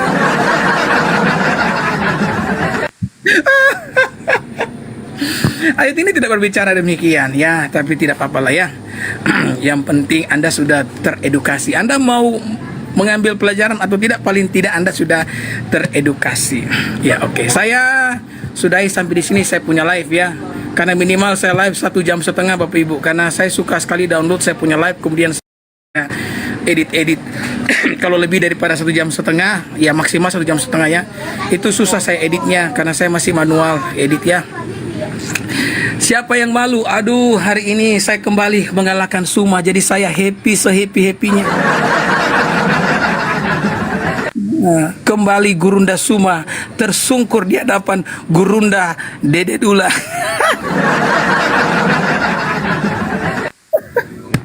Makanya Suma itu kalau dia mau debat di apa namanya, di forum-forum resmi dia takut. Kenapa? Karena memang ya modalnya begitu, congor doang, marah-marah doang, hina-hina doang, ya itu dia. Yang suruh saya baca berarti tidak dengar tadi ya, saya sudah baca.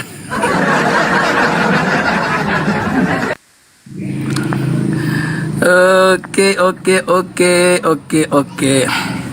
Saya naikkan yang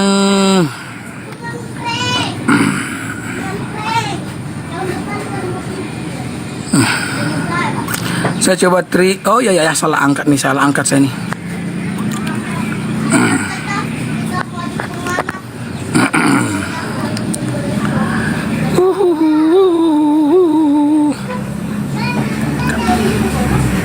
Aduh, kasihan juga ya. Bang Suma tak berkutik, saudara-saudara. Oke, saya angkat satu. Oh, sudah tidak bisa dinaikin ya.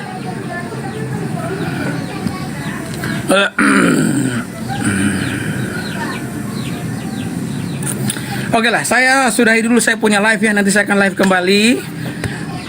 kembali ya. Terima kasih semua yang sudah nonton. Thank you so much ya. Kiranya Anda semua dapat pelajaran yang berharga. Ingat ya, walaupun kita beda agama, NKRI harga mati. Salam toleransi dan Tuhan Yesus memberkati. Shalom semua.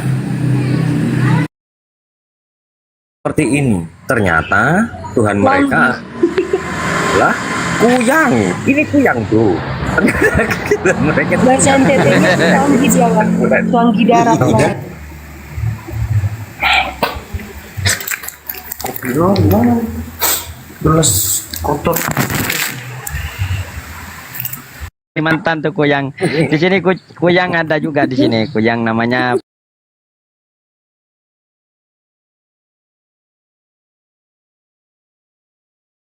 Irwan Satobing itu nggak perlu lagi dikasih panggung karena Irwan Satobing, Buntek dan segala macamnya kayak Dora dan itu ketika mereka punya waktu untuk bernapas mereka pasti menghujat Islam gitu.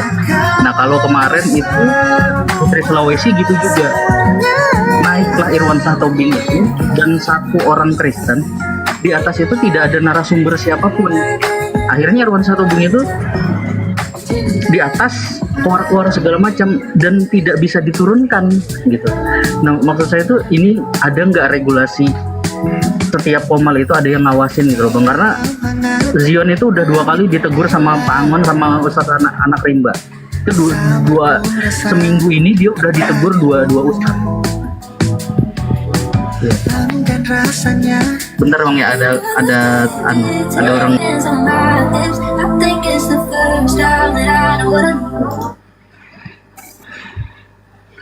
Kau kirain regulasi api, rupanya regulasi room TikTok.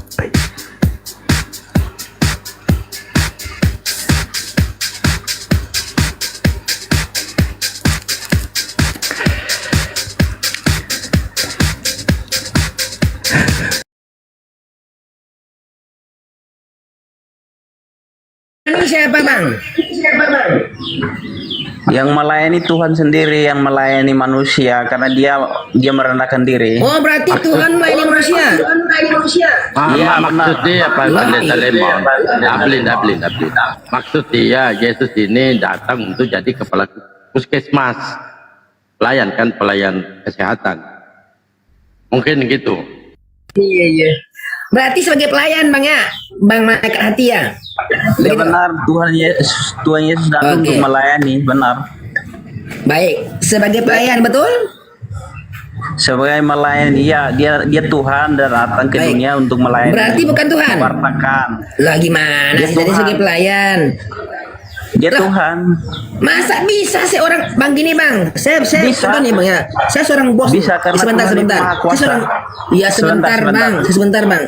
Bisa, Tuhan itu Maha Kuasa. Dia bisa datang melayani manusia begini, tidak apa-apa, tidak masalah. Contoh begini bang. Sebentar. Contoh begini bang. Saya seorang sebentar dulu, sabar dulu bang. Ya. Abang dulu bentar bang, doubling bang suaranya bang. Gini bang. Contohnya begini bang. Saya seorang karyawan nih bang ya. Contoh bang ya. Bagi kayak itu jangan samakan dulu bang. Doubling. Oke. Contohnya gini bang. Saya seorang karyawan. Jangan samakan dengan dunia. Ini dulu bang. Aduh doubling bang. Belum selesai saya bang. Diam dulu bentar bang. Belum selesai ini bentar dulu. Gini. Pertanyaan saya simpel bang ya. Contohnya begini nih. Saya seorang karyawan. Jadi saya seorang karyawan, apakah saya sama dengan bos saya gitu?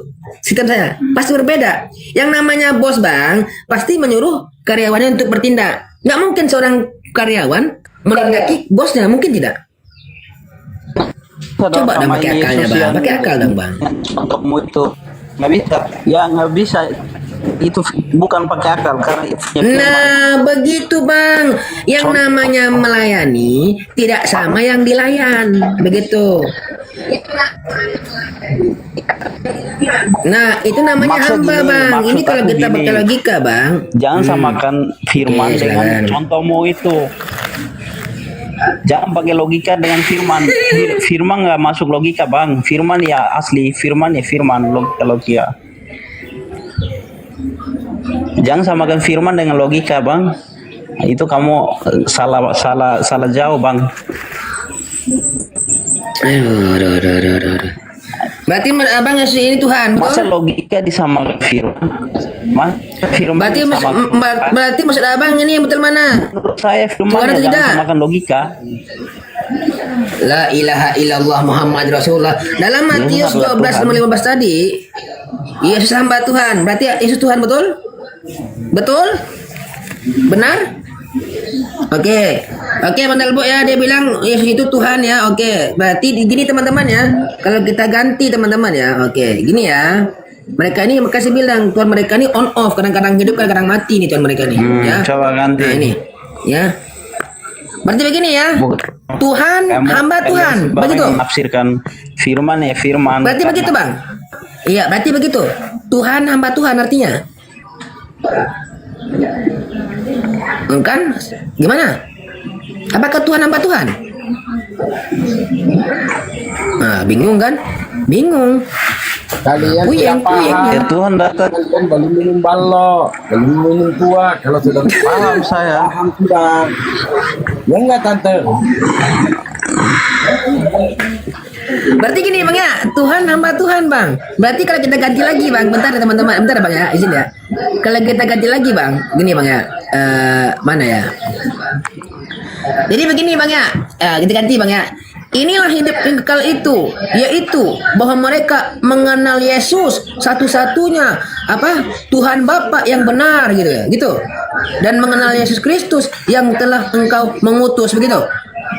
Kalau kita ganti, gimana ini? Ya, Kan di kita dalam Bang. Yesus ada keselamatan karena Yesus sudah berkata Kita akan nggak ada nanya keselamatan, nabi-nabi Bre. palsu, Nggak akan nyambung. ada nabi-nabi Lanjut palsu apa Bang? setelah aku. Pusing saya Bang. Kemana larinya ini? Ya, Pusing ya, keselamatan silakan, ini. Lah. Ini Nggak tante nyambung sendiri ini orang pusing ini. di situ karena ini firman ya saya membawa Nggak nyambung firman, abang ini. kalau jangan samakan firman dengan logika. Ditanya apa, Logika kamu samakan dia firman kamu bisa keselamatan. gila nanti. penoten kalau Logika kamu samakan firman gila nanti. Aduh, abang, pakai lagi ke akalnya gimana sih? Saya bilang, coba lah pakai akal, coba gitu. Kamu jangan samakan Coba. logikamu dengan firman enggak kamu bisa gila. Tante Santi. Oke, baik. Tante Santi. Baik. Tante Santi.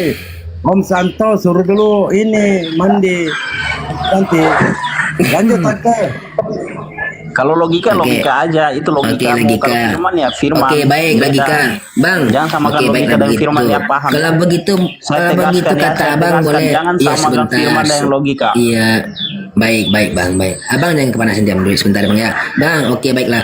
Bang, manusia dibanding Tuhan lebih tua yang mana Bang? Ini ke logika kita Bang, ke logika ya. Tidak ada Kita nggak ke manusia Bible nih. berbanding Tuhan. Tuhan itu La ilaha illallah. Tuhan itu yang jadi manusia. Jadi- Kalau manusia yang jadi Tuhan itu Jadi salah. Bunda Paham Maria manusia atau Tuhan? Bunda Maria manusia atau Tuhan? Bunda Maria. Bunda Bunda Maria. Maria adalah utusan Allah juga.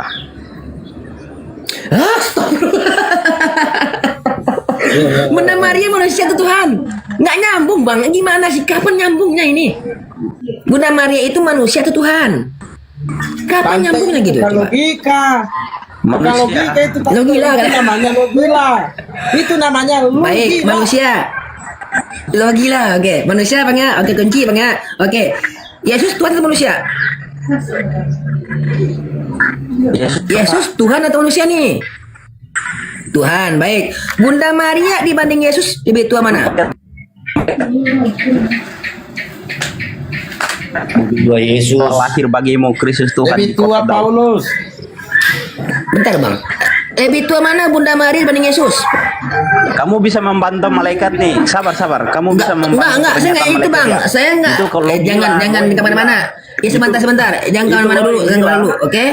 Ya, jangan kemana-mana dulu.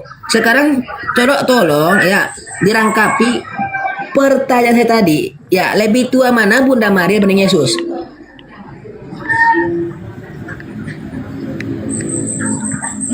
Lebih tua mana? Nah, dia ngetik Google. Ngetik Google dia. Tidak lihat di Itu mana? Google karena Yesus ada sebelum dunia diciptakan. Yesus sudah Iya, ada. lebih tua mana Bunda Maria dibanding Yesus? Pilihlah. Lebih tua mana? lebih tua Yesus. Berarti anak lebih tua dibanding mama. Lah anak durhaka ini. Anak lebih tua dari mama. Oh, berarti lo gila, lo samakan saya dengan Yesus, beda dong. Saya manusia biasa, kalau Yesus adalah firman. Berarti Jangan gini samakan bang. Yesus Berarti adalah gini ya. firman. Oke baik. Berarti begini. Mohon maaf nih ya. Ketika ini mohon maaf bang. Sebentar teman-teman ya. Teman-teman nggak mau tatap layar, yang nggak mau follow saya ya. Berarti kan oten semua ya. Begini bang. Berarti begini ya. Ketika nih, mohon maaf nih. Ketika Tuhan abang lahir nih. Tuhan mama lahir atau begini. Anak mama lahir atau begini. Anak bujang mama lahir atau gimana bang? Atau Bunda Maria saat itu mengatakan anak mama lahir atau anak mamaku.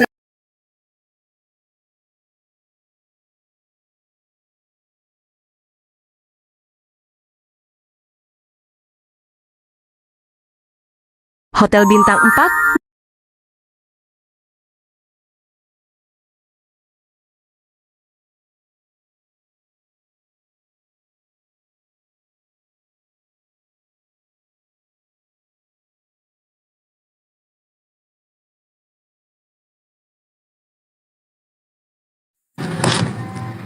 Assalamualaikum. Pada beberapa pasal yang terpisah-pisah, gitu. Oke. Tadi ayat-ayat yang izin bertanya Pak Jance ya, izin ya. Tadi ayat-ayat yang Pak Jance Momek sampaikan itu dikomparasi dari Taurat yang mana? Ya, 10 hukum tadi. Ya. Karena yang kita Taurat bisa Musa temukan lah. pada kitab Keluaran. Pak Jance jangan ke Keluaran Pak Jance. Bu Yuni nggak percaya itu. Dikomparkan ke situ. Anda katakan dikomparkan kemana? Nah, makanya tadi 20. makanya saya bilang Pak, sebentar Pak Jance. Anda katakan dikomparkan di mana? Saya otomatis tunjukkan.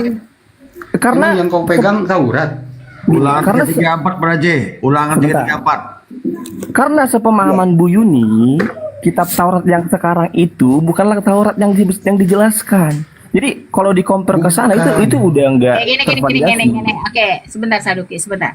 Ini sebenarnya. Taurat yang kamu pegang itu bukan Tauratnya Musa.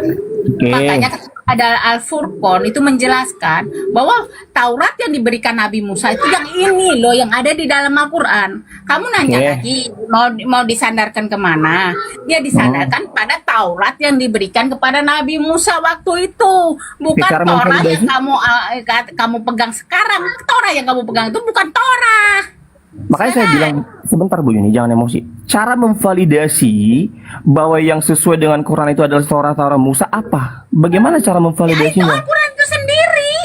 Itu namanya klaim Bu Yuni, bukan validasi Bu Yuni. Apa itu klaim kami? Cara mengkonfirmasinya bagaimana? Itu Tuhan yang ngomongnya. Tapi ada teman-teman di Keluaran kejadiannya, silakan. Saya nggak mau ambil itu. Ya kan? Jadi berbeda kan persis. Hotel bintang 4 murah. Masalahnya kan.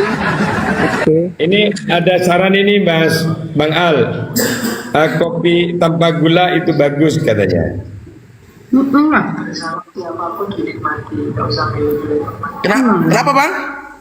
Kopi tanpa gula itu bagus, berarti mengandalkan senyum manisnya aja, jangan mengandalkan gulanya yang manis. Oh iya. Karena manisnya gula itu lebih manis daripada senyummu katanya. Oh, mantap. Saya kayak si Raja Gombal nih kalau begini nih.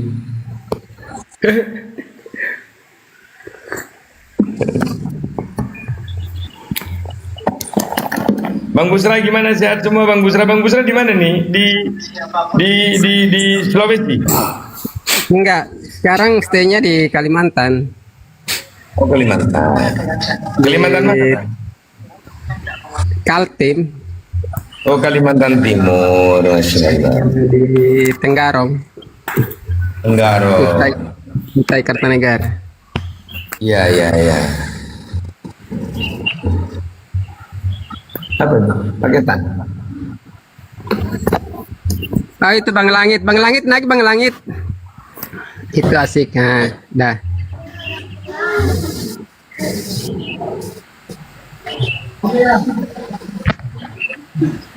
Halo, selamat pagi. Iya pagi Bang Langit. Bang. Pagi Bang Langit. Ya pagi-pagi. Pagi-pagi Bang. Masih di langit Bang. Di langit yang di langit itu Yesus, di langit kedua. Di langit kedua ya? Bukannya di surga. Enggak ada ceritanya. Enggak. Kan Karangan manusia itu. mayoritas Kristen kan bilangnya kalau Yesus. Dan kalimat kebebasan manusia itu terletak pada keberanian.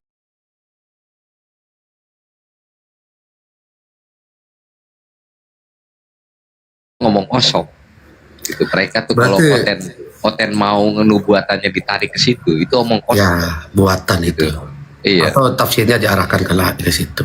Nah seperti itu.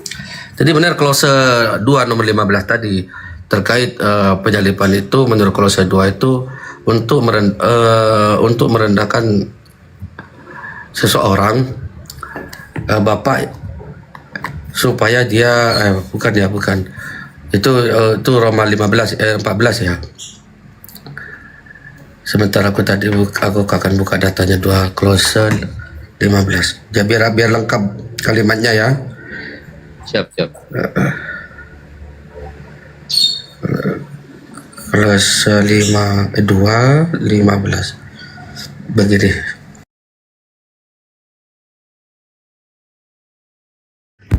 Takut dan jijik itu beda lampir. Lah kalau kau jijik kau nggak akan typing.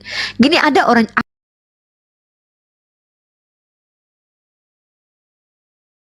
Nah tapi kalau konten kreator dia mau bikin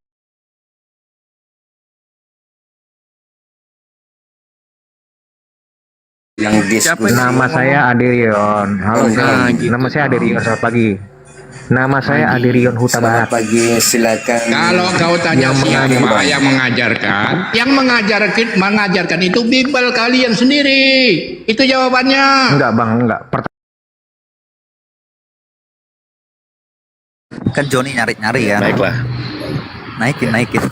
Ya saya lebih kepada menjelaskan jika Yesus itu 100% manusianya aja. Yohanes 4 ya ayat 23 dan 24 yaitu percakapan antara Tuhan Yesus dengan perempuan Samaria. Oke. Ya yang mau naik silakan kita diskusi. Oke. Kafir. Iya. Apa landasannya? Gitu silakan naik. Kamu yang berkata, yang mengatakan saya kafir silakan naik. Jangan sampai kamu belum baca Al-Qur'anmu juga. Kamu pakai huruf Arab, jangan sampai kamu belum baca Qur'anmu. Ya, sama seperti tadi ada satu orang itu. Ya dia bilang, oh orang Yahudi itu begini begono.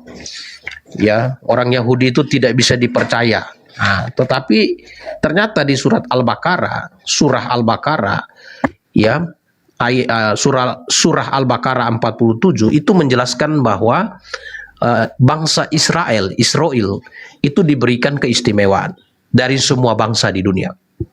Nah, ya makanya saya bilang teman-teman Muslim lebih baik Anda fokus membaca Quran Anda, ya mempelajari daripada Anda bahas-bahas Alkitab, tapi ketika ditanya Quran kalian linglung. Ya bagaimana menjawabnya? Ya surah Al-Baqarah 47. Nah itu bisa dilihat ya. Kamu yang bilang saya kafir silakan naik. Kemarin debat sama guru Dian kok beleng-beleng. Ya gurumu turunkan saya, itu gurumu.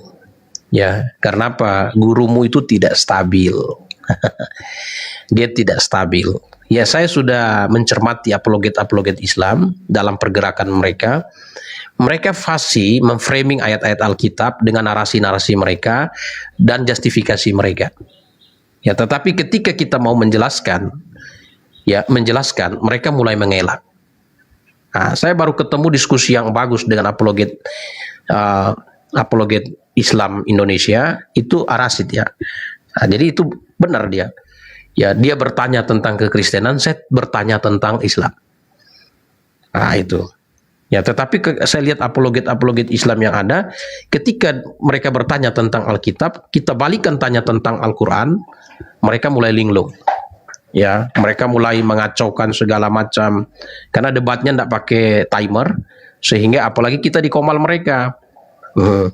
Di mute, ya, mereka ngomong sebebasnya, kita baru ngomong waktu habis, mereka ambil alih, mereka mute kita. Bahkan yang paling buruk dan tidak bermoral, ya, itu mereka ludahin kita. Padahal mereka yang naikin kita. Nah, itu saya tidak lakukan di sini. Kalau saya rasa tidak, ini saya turunkan, tidak perlu saya ludahin. Gitu. Nah, Bang Adi Prasetyo. Oke, Yeskiel 19 ayat 7. Ya, sehat Bang Adi Prasetyo, ya sehat. Oke. Nah, ini lawan datang.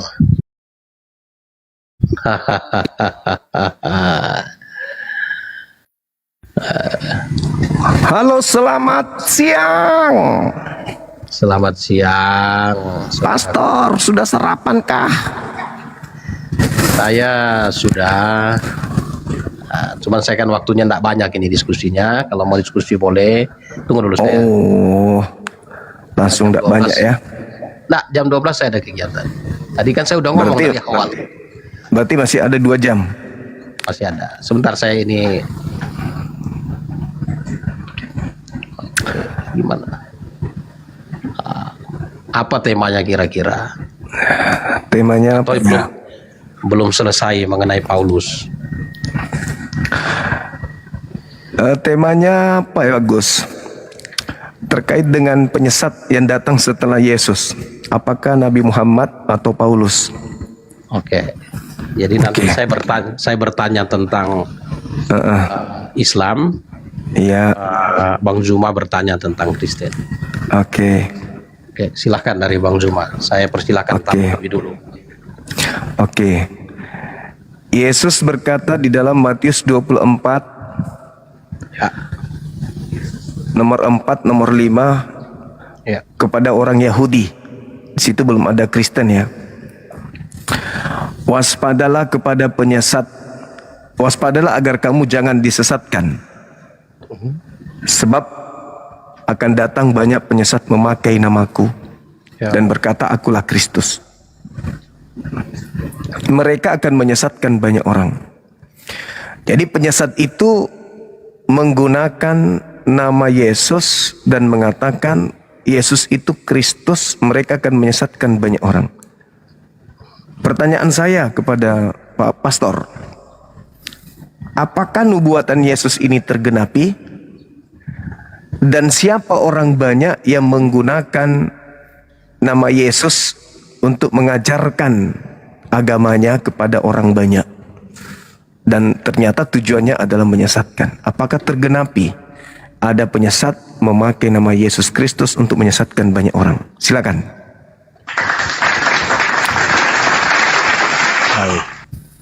Ya, jadi Matius 24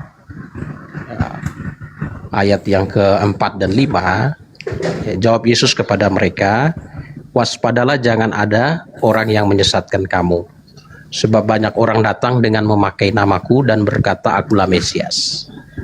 Nah, Mesias ini lebih kepada ya, akulah yang diurapi, dan mereka akan menyesatkan banyak orang. Nah, ya, memakai namanya dan berkata akulah Mesias.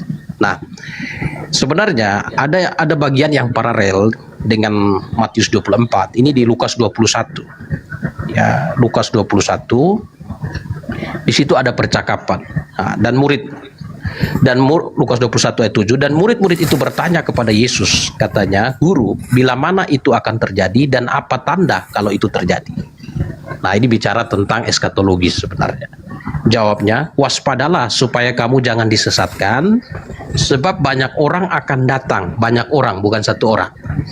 Ya. Bukan satu orang, tapi banyak orang. Sebab banyak orang akan datang dengan memakai namaku, memakai nama, ya, dan berkata, "Akulah dia." Dan saatnya sudah dekat, jangan kamu mengikuti mereka. Ya. Nah, ini jadi jelas ya. Ini bicara tentang eskatologi atau akhir zaman, peristiwa akhir zaman mengenai penyesatan. Nah, dalam prosesnya sekarang memang ada penyesatan, itu benar. Nah, itu dikonfirmasi di dalam surat 1 Yohanes pasal 2 ayat 18-19. Akan bangkit seorang antikristus, tetapi sekarang sudah banyak antek-anteknya berada ke seluruh dunia, menyebar ke seluruh dunia. Gitu. Memang ada riak-riak kecilnya, ada penyesatan. Nah, tetapi puncak dari penyesatan itu akan terjadi pada peristiwa akhir zaman. Oke. Nah, mungkin saya mau tanya, ya, ini kan Bang Zuma tanya tentang Alkitab, saya mau tanya tentang Al-Quran. Ya, saya mau tanya, karena saya mulai membaca Al-Quran sekarang. Ada teman saya, teman diskusi dari Riau, ya orang baik, dia menganjurkan saya baca Quran. Jadi saya baca dan begini, saya mau tanya ya gini. Di surah Al-Imran, ya 35 sampai 36 itu menceritakan tentang kisah Maryam. Nah, di situ diceritakan bahwa Maryam itu adalah anak Imran. Ya, anak Imran. Lalu di surah Maryam 28 dan 53, ya, Maryam itu saudara perempuan Harun. Maryam itu saudara perempuan Harun. Nah, ini hampir mirip dengan kisah di dalam Alkitab, bahwa di dalam Alkitab, ya, Harun punya saudara perempuan bernama Miriam. Harun punya saudara perempuan bernama Miriam, juga saudara laki-laki bernama Musa. Ya, bernama Musa. Nah, itu di dalam Bilangan pasal 26 ayat 59 dijelaskan. Ya, bahwa Amran bapaknya, Amran ibunya Yokobed, punya anak Harun, Musa, dan saudara perempuannya Miriam. Nah, itu Harun, Musa, dan Miriam yang tercatat di Alkitab itu hidup pada waktu masa Firaun. Ya, pada masa Firaun. Nah, jadi sekarang saya mau tanyakan, ya, apakah ada konfirmasi dari orang Yahudi, karena ini orang Yahudi, bahwa Miriam, saudara perempuan Harun, memiliki anak yang bernama Isa? Satu. Kedua, saya minta penjelasannya, apakah Maryam di dalam Al-Quran itu hidup pada zaman Firaun? Nah, kalau Yesus Kristus hidup pada masa Kaisar Agustus, raja wilayahnya Herodes. Terima kasih. Oke. Baik. Jadi pernyataan di dalam Al-Quranul Karim yang Anda baca itu, ya Ukhta Harun, itu bukan berarti Harun itu sezaman dengan Maryam. Artinya bahwa Harun itu kan orang yang soleh, orang yang benar, orang yang kemudian mengajarkan kebaikan, bagaimana keturunannya menjadi orang yang baik, menjadi orang yang beriman. Kok tiba-tiba muncul ada turunannya yang hamil tanpa menikah? Ya. Maka dituduhlah kemudian bahwasanya ini kamu itu adalah keturunan Harun.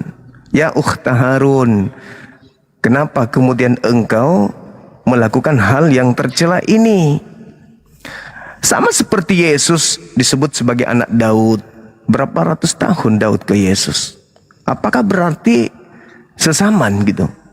Sama ketika dikatakan orang Israel dipanggil oleh Yesus, "Hai kamu ular-ular, wahai kamu keturunan ular beludak." Apakah berarti orang Yahudi itu keturunan ular, kan gitu? Jadi Tidak ada yang keliru di sana ketika Maryam ini dipanggil sebagai keturunan atau saudara Harun. Sama seperti saya disebut sebagai anak Makassar. Saya bukan berarti dilahirkan oleh Makassar. Begitu Bang. Jadi terkait dengan pertanyaan saya tadi, ketika Yesus berpesan kepada muridnya, waspadalah kalian agar jangan disesatkan, sebab akan datang banyak penyesat memakai namaku. Satu-satunya kandidat yang memakai nama Yesus Kristus itu hanya Kristen. Kalau Anda berbicara mengenai eskatologi, berarti akhir zaman, ya keturunan orang Kristen lah nanti yang sampai akhir zaman menyembah Yesus Kristus, yang memakai nama Yesus Kristus. Tak ada yang lain. Berarti penyesat itu kan, saya minta temanya, siapa penyesat yang datang setelah Yesus? Ini penting. Apakah penyesat itu Nabi Muhammad atau penyesat itu adalah Paulus? Siapa di antara dua tokoh ini yang memakai nama Yesus? Apakah Nabi Muhammadku ataukah Paulus Anda? Nah, sedangkan Anda mengenal ajaran Kristen itu bukan dari Yesus. Anda menggunakan ajaran Paulus sehingga Anda menjadi Kristen. Nah, Yesus berbicara kepada kaumnya, Bani Israel, waspadalah agar kalian jangan disesatkan. Kalian jangan disesatkan, sebab akan datang penyesat memakai namaku. Berarti penyesatnya itu adalah Yesus dan bergelar Kristus. Nah, sekarang orang Kristen banyak di bumi menyembah Yesus Kristus. Berarti penyesatnya berhasil menggiring separuh keturunan Adam untuk bukan menyembah kepada Tuhan, Pak Pastor, tetapi menyembah kepada oknum yang bernama Yesus Kristus yang bukan Tuhan. Sedangkan Nabi Muhammad tidak pernah mengajarkan keliling dunia tentang Yesus Kristus, itu nggak pernah. Nabi Muhammad berarti bukan penyesat yang dimaksud, tetapi yang datang pada abad pertama adalah Paulus untuk menyesatkan banyak orang. Dan faktanya memang Kristen ini banyak. Begitu saudara, silakan. Baik, jadi ya itu justifikasi yang dibuat sah-sah saja dari pihak teman-teman Muslim. Tapi kami Kristen akan membuktikan bahwa tuduhan itu tidak benar. Ya, tuduhan itu tidak benar. Pertama, ya hal yang pertama ialah Paulus hidup sejaman dengan rasul-rasul yang lain, terkonfirmasi. Ya. Jadi di dalam surat-surat Paulus banyak hal yang dihubungkan dengan surat-surat yang ditulis oleh rasul-rasul yang lain. Ada Petrus, ada Yohanes, rasul-rasul yang lain. Misalnya tentang penyaliban, ya tentang penyaliban.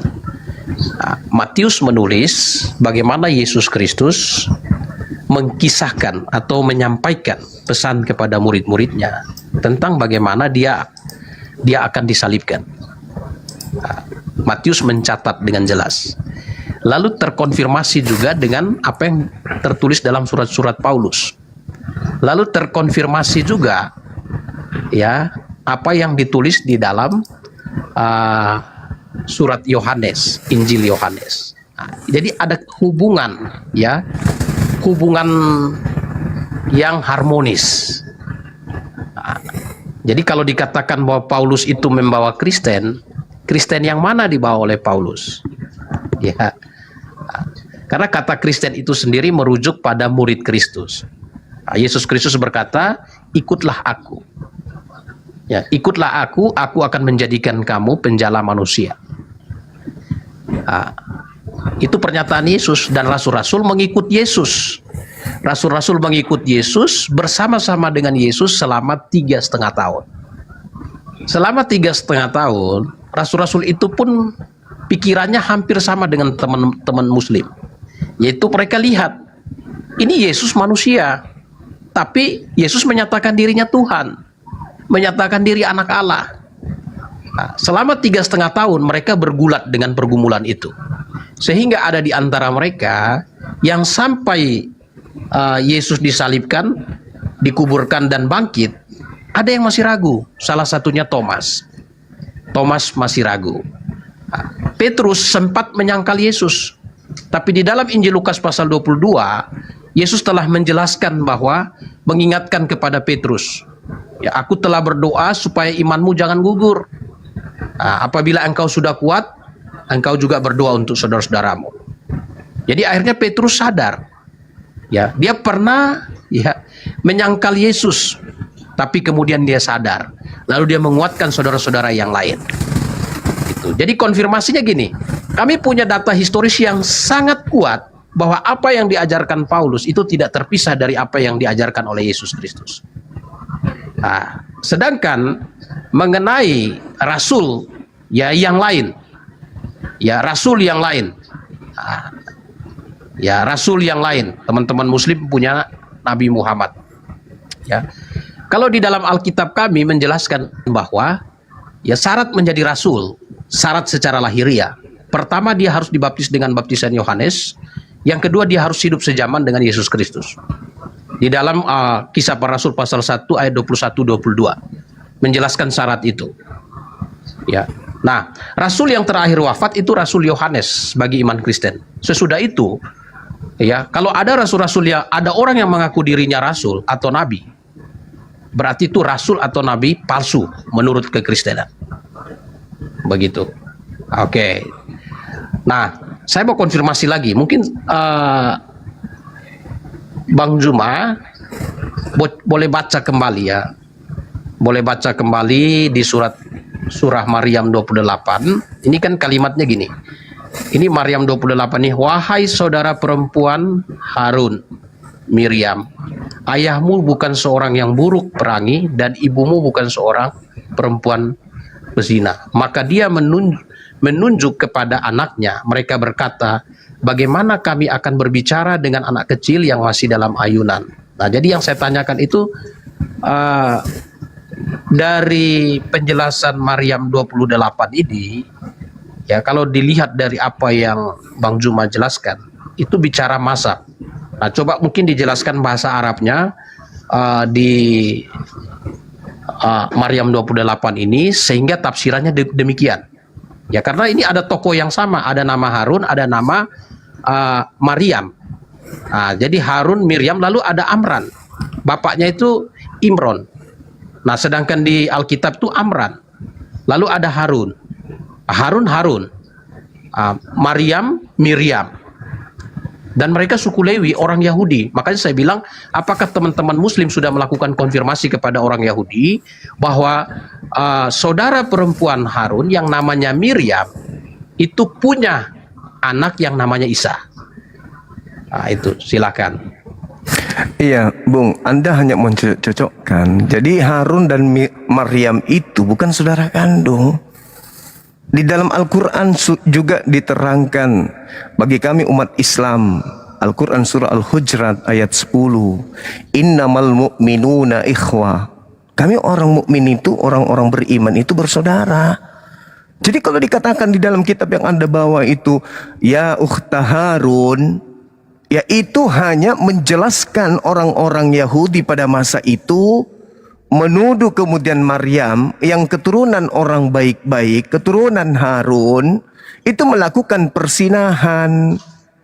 Sehingga kemudian Maryam mengatakan, kalau kamu ingin tahu aku hamil karena siapa, karena apa, silakan kau tanya anak yang kukandung ini, yang anak yang kulahirkan ini.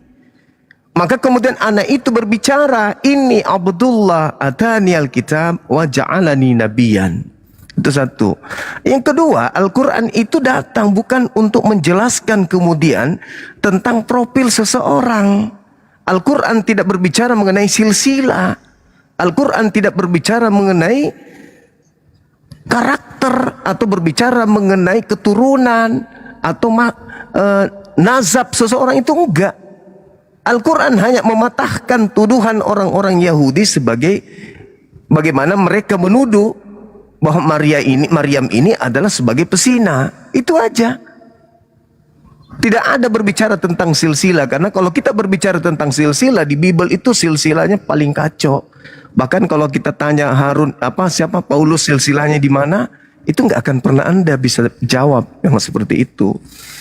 Jadi inti dari penjelasan kita sekarang di sini adalah penyesat yang datang setelah Yesus itu, Bang. Apakah nabiku Nabi Muhammad ataukah Paulus?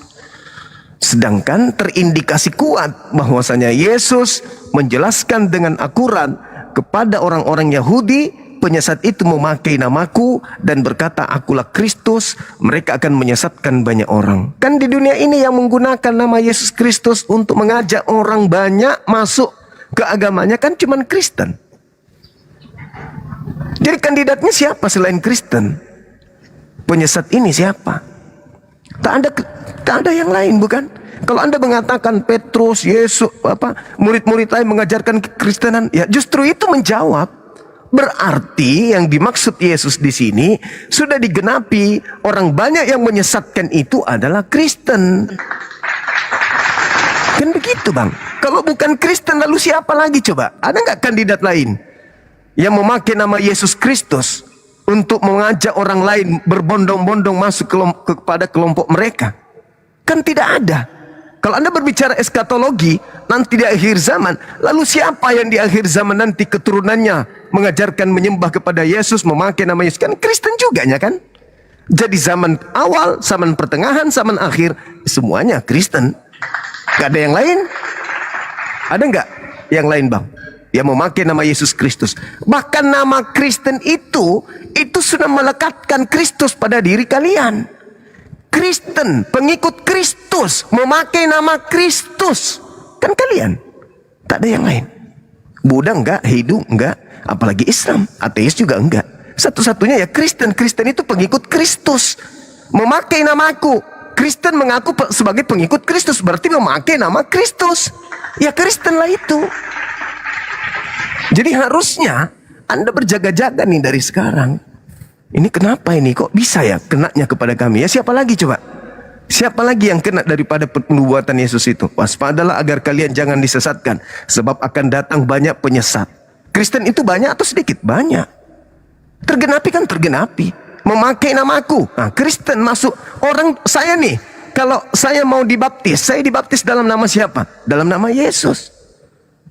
Terus kemudian kalau saya masuk jadi Kristen, saya mengajarkan orang lain untuk menyembah kepada siapa? Yesus Kristus. Lagi-lagi saya pengaruhi anak-anak saya pengaruhi keluarga saya. Berarti saya adalah penyesat yang dimaksud tersebut. Tapi kalau Pak Pendeta mengatakan bukan, lalu siapa? Siapa? Ada nggak kandidat lain? Tak ada. Itu Pak Pastor yang harus dipikirkan. Jangan Saudara Harun itu nggak sesuai dengan tema kita. Silakan. Baik, ya. Saya gunakan Saudara Harun untuk membuktikan benarkah Quran yang dipakai teman-teman Muslim itu adalah firman, ya, firman dari Tuhan Yang Maha Esa. Nah, beban pembuktian ada di teman-teman Muslim, ya, karena itu peristiwa, itu kisah. Ya, kalau saya yang non Muslim membaca Quran, justru saya mendapatkan tidak seperti yang dijelaskan oleh Bang Zuma. Itu justru di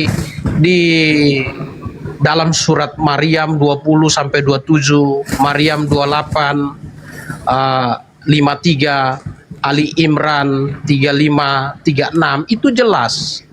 Itu bukan mazhab, tapi benar-benar itu anaknya benar-benar. Nah, itu yang harus dipertanggungjawabkan. Ya. Itu kisah peristiwa. Jadi peristiwa itu membutuhkan pembuktian. Nah itu. Ya, sampai saat ini saya belum mendengar pembuktian yang jelas. Nah, bahkan Bang Zuma tidak baca Quran bahkan untuk menjelaskan. Ya. Saya ingin mendengarkan kata per kata dalam bahasa Arab gramatikalnya yang tadi itu, cara penafsirannya seperti apa. Nah, itu yang saya mau ingin dengarkan. Ya, supaya saya juga belajar. Nah, bagaimana kalau hanya narasi secara umum, ya bisa-bisa saja. Nah, kemudian ya di Matius 24 ayat 24 itu dijelaskan sebab Mesias palsu dan nabi-nabi palsu akan muncul. Mereka akan mengadakan tanda-tanda yang dahsyat dan mujizat-mujizat, dan sekiranya mungkin mereka menyesatkan orang pilihan. Mesias palsu yang diurapi palsu. Dan nabi-nabi palsu. Rasul Paulus bukan nabi. Dia adalah rasul. Apa beda rasul dan nabi? Ya, rasul, nabi adalah penyambung lidah Allah. Ya, rasul adalah penyambung lidah Allah. Ya, nabi adalah penyambung lidah Allah. Nabi adalah penyambung lidah Allah. Rasul adalah penerima pengilhaman untuk menuliskan atau diberikan otoritas untuk menuliskan kitab perjanjian baru, meluruskan ajaran-ajaran yang salah, termasuk ajaran-ajaran dari Mesias palsu dan nabi-nabi palsu. Makanya kalau Bang Zuma berupaya untuk membawa bahwa yang dimaksud Matius 24 ayat 24 adalah Rasul Paulus dan orang Kristen, ini keliru. Karena kata Kristen itu murid Yesus. Siapa murid-murid Yesus? Murid terdekat Yesus siapa? Ya, minta maaf, bukan Muhammad. Murid terdekat Yesus ada 12 rasul. Ya, ada 12 rasul. Dan rasul-rasul itu mengajarkan apa yang diajarkan oleh Yesus. Lalu dikatakan, mana buktinya? Pada waktu itu orang-orang yang hidup sejaman dengan mereka percaya dengan pemberitaan mereka bahwa apa yang diajarkan oleh rasul-rasul adalah yang diajarkan oleh Yesus. Karena antara Yesus Kristus dan rasul-rasul waktu Yesus di dunia, ya, waktu inkarnasi mereka hidup sejaman. Jadi saksi mata, saksi peristiwa. Bahkan pada waktu peristiwa Pentakosta, ketika Rasul Petrus berkhotbah, Rasul Petrus mengingatkan kepada orang-orang Yahudi, Yesus yang kalian salibkan, diceritakan. Ya, panjang lebar diceritakan. Kemudian orang-orang itu dalam Kisah Rasul 2 ayat 41-42 dikatakan menerima perkataan Petrus dan memberi diri dibaptis. Tidak ada yang menggugat bahwa apa yang disampaikan Petrus tidak sesuai dengan ajaran Yesus. Tidak ada yang menggugat bahwa Petrus itu adalah pengajar sesat. Tidak ada. Kenapa? Petrus rasul, bukan nabi. Ayat di situ menceritakan tentang nabi palsu, Mesias palsu, yang diurapi palsu. Nabi-nabi palsu akan membicarakan sesuatu yang bertentangan dengan isi pengajaran Yesus. Dan saya tidak memungkiri, memang dalam kelompok Kristen ada sempalan-sempalan dari pengajar-pengajar palsu yang mulai menggenapi nubuatan di dalam Matius 24 ayat 24. Tetapi Kristen yang murni berpatokan kepada ajaran Alkitab. Begitu. Jadi Bang Zuma tidak punya data. Kalau kita gelar perkara hanya asumsi. Karena apa? Fakta historis orang-orang yang hidup sejaman, baik yang pro dan kontra bersaksi. Apa yang diajarkan Paulus itu sama dengan apa yang diajarkan oleh Petrus. Apa yang diajarkan Petrus sama dengan apa yang diajarkan oleh Yesus. Jadi Yesus tidak berbicara dalam Matius 24 ayat 24 merujuk kepada Paulus, merujuk kepada Petrus, tetapi merujuk kepada nabi-nabi palsu yang diurapi palsu, yang mengajarkan sesuatu yang bertentangan dengan ajaran Rasul. Rasul Paulus di dalam 2 Korintus 11 ayat 13-15 pernah memberitahu mereka itu adalah rasul-rasul palsu, pengajar-pengajar palsu. Ya. Tidak ada yang berkata, rasul-rasul itu tidak ada yang menggugat, Paulus kamu yang rasul palsu, tidak ada. Kenapa? Karena legitimasi Paulus sebagai rasul diterima oleh rasul-rasul yang lain, diterima oleh orang-orang percaya pada waktu itu. Dan orang-orang percaya pada waktu itu, ingat, mereka hidup sejaman dengan Yesus ketika di dunia. Makanya kembalikan, bagaimana Bang Zuma bisa menggugat itu? Ya, ayat itu jelas berkata bukan rasul, nabi palsu, Mesias palsu akan datang dengan memakai namaku. Merujuk pada pribadi individu, bukan pada komunitas atau kelompok. Sekarang beban pertanggungjawabannya ialah yang tadi saya katakan. Bagaimana teman-teman muslim bisa buktikan, ya, bisa jelaskan Maryam ibunya Isa. Ya, Maryam ibunya Isa itu hidup pada zaman pemerintahan siapa? Walaupun dikatakan bahwa Al-Quran bukan kitab silsilah segala macam, tetapi itu peristiwa. Kalau peristiwa harus bisa membuktikan bahwa peristiwa itu benar. Kalau saya baca di surah Al-Imran 35-36 ini jelas-jelas ayahnya Maryam itu Imran, dan ini jelas dikatakan ya di dalam surah Maryam 28 dan 53, Maryam itu saudara perempuan Harun. Bagaimana teman-teman muslim bisa ya mengatakan itu bukan benar-benar sosok Harun, sosok Imran? Ya, bagaimana? Apakah itu di kalimatnya dalam gramatikal Arab atau bagaimana? Nah, ini yang saya minta pertanggungjawaban. Silakan. Ya, jadi apa ya bilangnya ya, saudara ini ada agak aneh gitu. Karena yang dibahas di dalam Al-Quran surah Ali Imran itu bukan Maryam. Bukan Maryam dibahas di situ. Itu berbicara tentang keluarga atau keturunan. Keturunan dari siapa? Dari Nabi Ibrahim, dari keluarga Imran. Miriam dan Maryam itu adalah oknum yang berbeda. Kemudian saudara berbicara istri Imran, seakan-akan itu berbicara tentang Maryam. Jadi ada keanehan di sana karena Anda ingin mencocok-cocokkan. Saya sudah katakan kepada saudara, justru kalau Anda baca Roma 1 nomor 3, Yesus adalah sperma Daud. Bagaimana cerita spermanya Daud itu bisa bertahan sampai ratusan tahun kepada Maria yang melahirkan anaknya? Kan aneh itu. Anda berkeras terlalu kritis terhadap terjemahan, padahal Anda hanya terbatas terjemah. Saya sudah mengatakan, Pak, itu tidak berbicara mengenai Harun adalah adik kandung daripada Maryam. Udah kujelaskan sama saudara. Tapi kalau Yesus, Roma 1 nomor 3, Yesus itu spermanya Daud. Itu yang pertama. Terus kalau berbicara mengenai hal-hal seperti itu, Anda ingin menakar kemudian kebenaran Al-Quran menggunakan Bible. Celaka itu, Pak. Saya bertanya silsilah Paulus, nama bapaknya aja Anda bisa bingung sampai 7 turunan.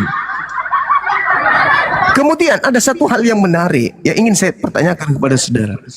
Kenapa satu nama dihilangkan di silsilah Yesus di Matius 1 nomor 11? Apakah Anda tahu siapa nama yang dihilangkan di situ? Apa tujuannya dihilangkan? Ini parah ini. Coba Anda baca nanti Matius 1 nomor 11. Salah nggak itu? Atau benar nggak silsilah yang ditulis di situ?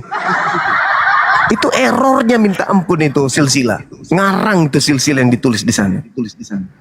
Kemudian berbicara mengenai penyesat. Bapak ini gimana pastor ini? Penyesat itu datang memakai namaku. Berarti penyesatnya memakai nama Yesus.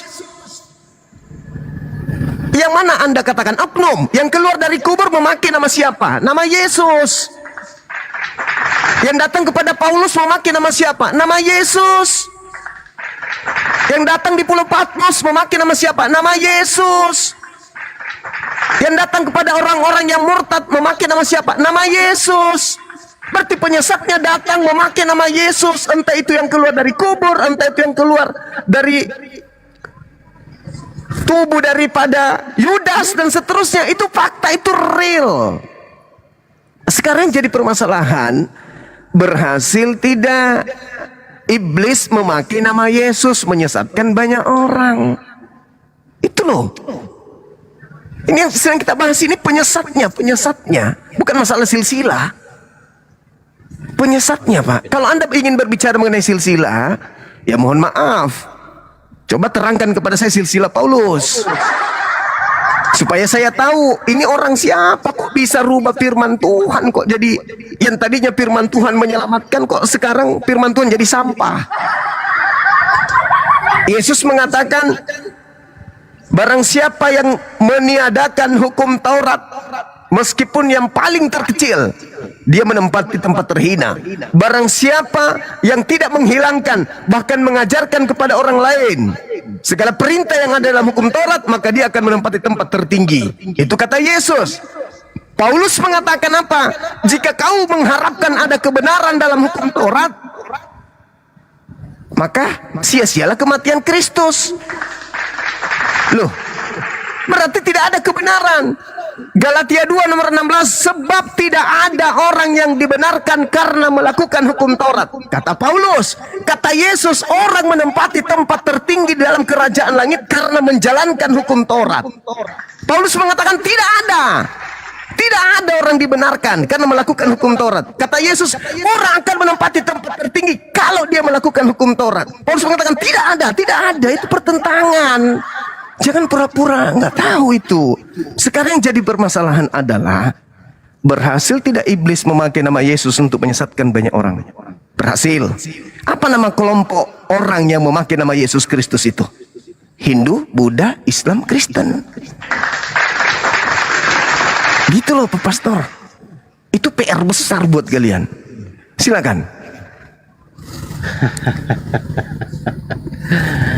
Saya bacakan ayatnya. Matius 24 ayat 5. Sebab banyak orang akan datang dengan memakai namaku dan berkata, akulah.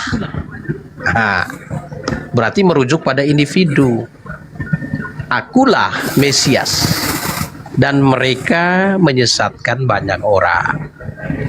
Jadi akulah Mesias. Banyak orang akan datang dengan memakai namaku. Nah, yang ngomong ini siapa? Yesus yang telah mati. Yesus yang mati dikuburkan dan bangkit. Yang tadi dikatakan bangkit dari kubur, ini yang ngomong.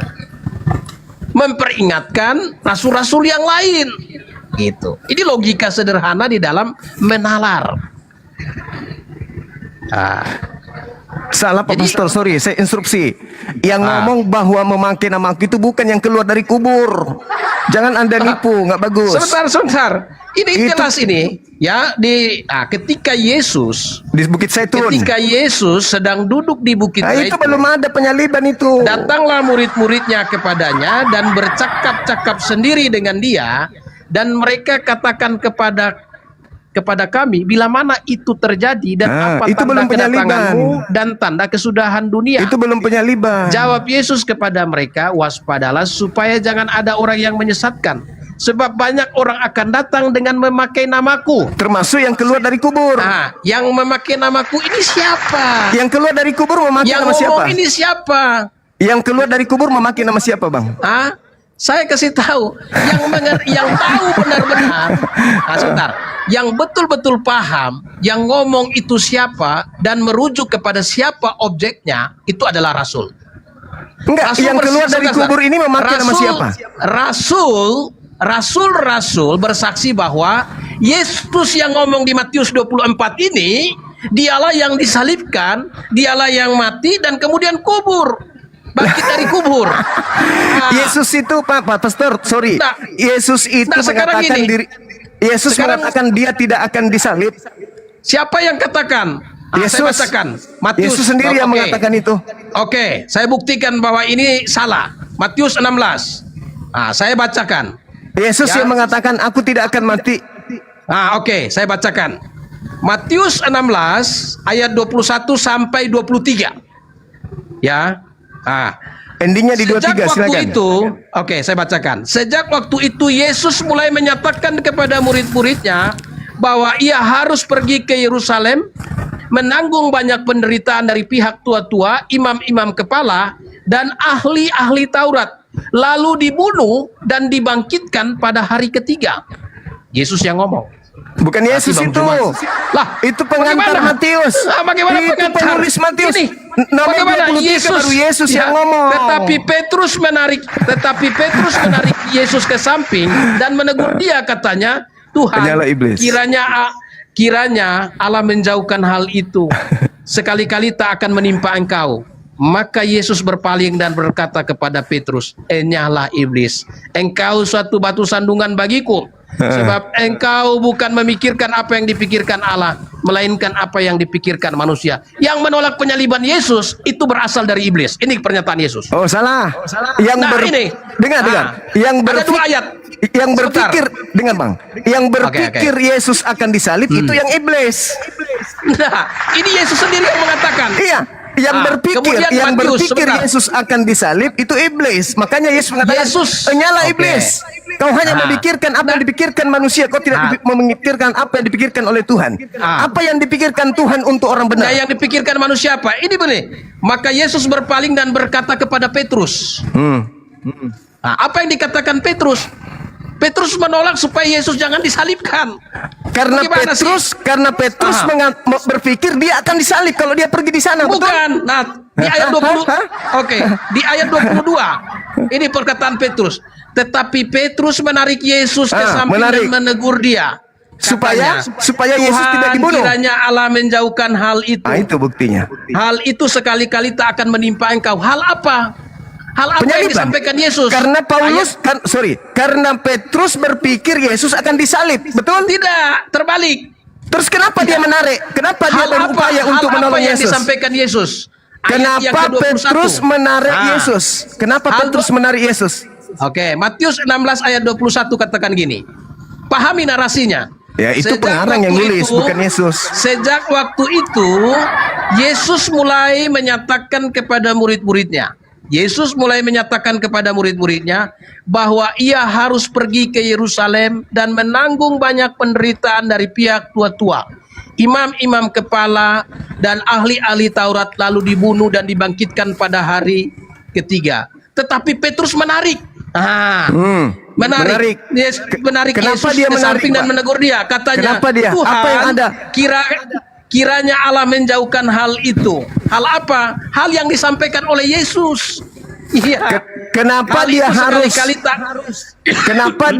Kenapa dia harus menarik Yesus? Apa yang ada dalam pikirannya? Dia ada dalam pikirannya. Dia berpikir bahwa itu tidak harus terjadi. Apa terjadi? Apa yang terjadi? Apa yang harus terjadi? Tidak harus terjadi penyaliban Yesus. Penyaliban. Berarti orang yang berpikir Yesus akan disalib itu adalah apa? Jadi Petrus yang berupaya untuk menghalangi penyaliban Yesus dari penyaliban. Penyaliban Yesus itu Yesus katakan. Maka Yesus berpaling dan berkata kepada Petrus, "Enyahlah iblis. Engkau suatu batu sandungan bagiku, sebab engkau bukan memikirkan apa yang dipikirkan Allah," pikiran Petrus, melainkan apa yang dipikirkan manusia. Nah, apa yang dipikirkan Petrus? Apa yang dipikirkan Petrus? Yesus akan disalib. Tidak. Sebaliknya Petrus menolak ketika Yesus menyampaikan tentang peristiwa penyalibannya. Petrus berusaha untuk menolak. Sekiranya hal itu tidak akan terjadi. Yang dipikirkan oleh Petrus ini, Yesus akan disalib kan? Sesuai dengan pengakuan Yesus? Bukan begitu. Justru Petrus menolak perkataan Yesus. Yesusnya yang mengatakan. Sekarang kan gini, dalam memahami narasinya. Sebentar.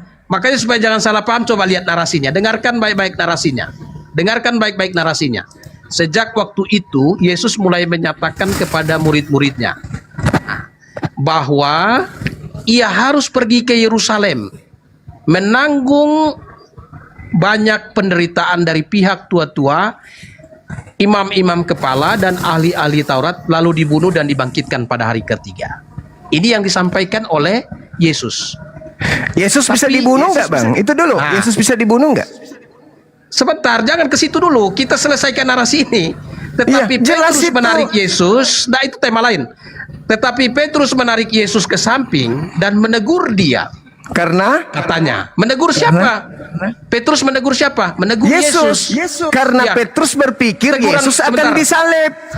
Teguran Petrus itu apa? Apa penyebab Petrus menegur Yesus? Karena Yesus menyampaikan tentang peristiwa penyalibannya. Karena Petrus berpikir, Anda diam dulu lah, gantian kita ngomong. Karena Petrus berpikir kalau Yesus ke sana dia akan disalib. Betul? Mana dasar berpikirnya mana? Kan Yesus yang menerangkan. Dia harus pergi ke sana. Katanya nomor 23 tadi apa? 21-nya apa? Enggak, sekarang 21-nya kan Yesus menyatakan. Yesus menyampaikan. Berarti dalam pikiran Petrus, Yesus akan pergi ke sana untuk apa? Nah, sekarang gini. Di dalam interaksi komunikasi. Di dalam interaksi komunikasi, Yesus terlebih dahulu membuat pernyataan. Iya, dia ke sana untuk disalib. Pernyataan Yesus, kemudian pernyataan Yesus ditanggapi oleh Petrus. Iya. Dalam Artinya pikiran apa? Petrus. Nggak, dalam pikiran Petrus apa? Petrus bilang Dalam apa? pikiran Petrus, kalau Yesus benar-benar ke sana, Yesus akan disalib. Nah, jadi betul? Betul? Bukan dikatakan di sini, jadi di sini di ayat yang ke Matius 16 ayat 22 dikatakan, tetapi Petrus menarik Yesus ke samping dan menegur dia. Kenapa dia menarik Yesus? Kenapa dia menarik Yesus? Karena Sebentar, Petrus berpikir Yesus akan disalib. Supaya tidak disalib, maka Petrus menarik Yesus, betul? Supaya tidak disalib, menarik apanya? Menarik Yesus ke samping supaya dia tidak ke sana. Karena kalau dia ke sana dia disalib, betul? Nah, ini betul nggak? Menarik, sebentar. Itu menarik untuk apa? Supaya dia tidak kesalib. Salah. Dia di sini Petrus menarik untuk Petrus menarik supaya dia menyampaikan. Nah, dia menyampaikan kepada Yesus bahwa supaya dia jangan disalib. Sekiranya apa yang disampaikan Yesus itu tidak terjadi. Nah, betul. Berarti Petrus berpikir kalau kamu ke sana kamu akan disalib. Makanya Petrus adalah orang yang berpihak pada Petrus ini dia punya pikiran supaya Yesus jangan disalib. Iya betul. Oke. Makanya Yesus berkata, pikiran Petrus itu bersumber dari iblis. Oke, sekarang begini. Pemikiran Petrus harus bertentangan dengan pemikiran Tuhan. Betul? Iya, betul. Nah, sekarang dengarkan saya.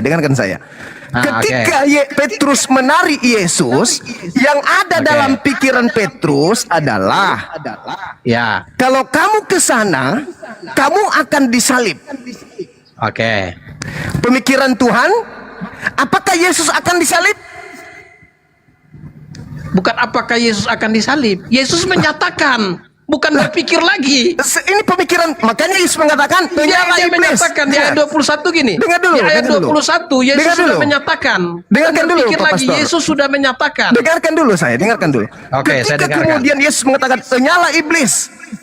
Kamu hanya memikirkan apa yang dipikirkan manusia." Apa yang dipikirkan oleh standar manusia ketika Yesus masuk ke area bencana? Kena bencana kan? Tapi pemikiran Tuhan, meskipun di sekelilingmu dipenuhi bencana, dipenuhi musuh, aku akan menyelamatkan engkau.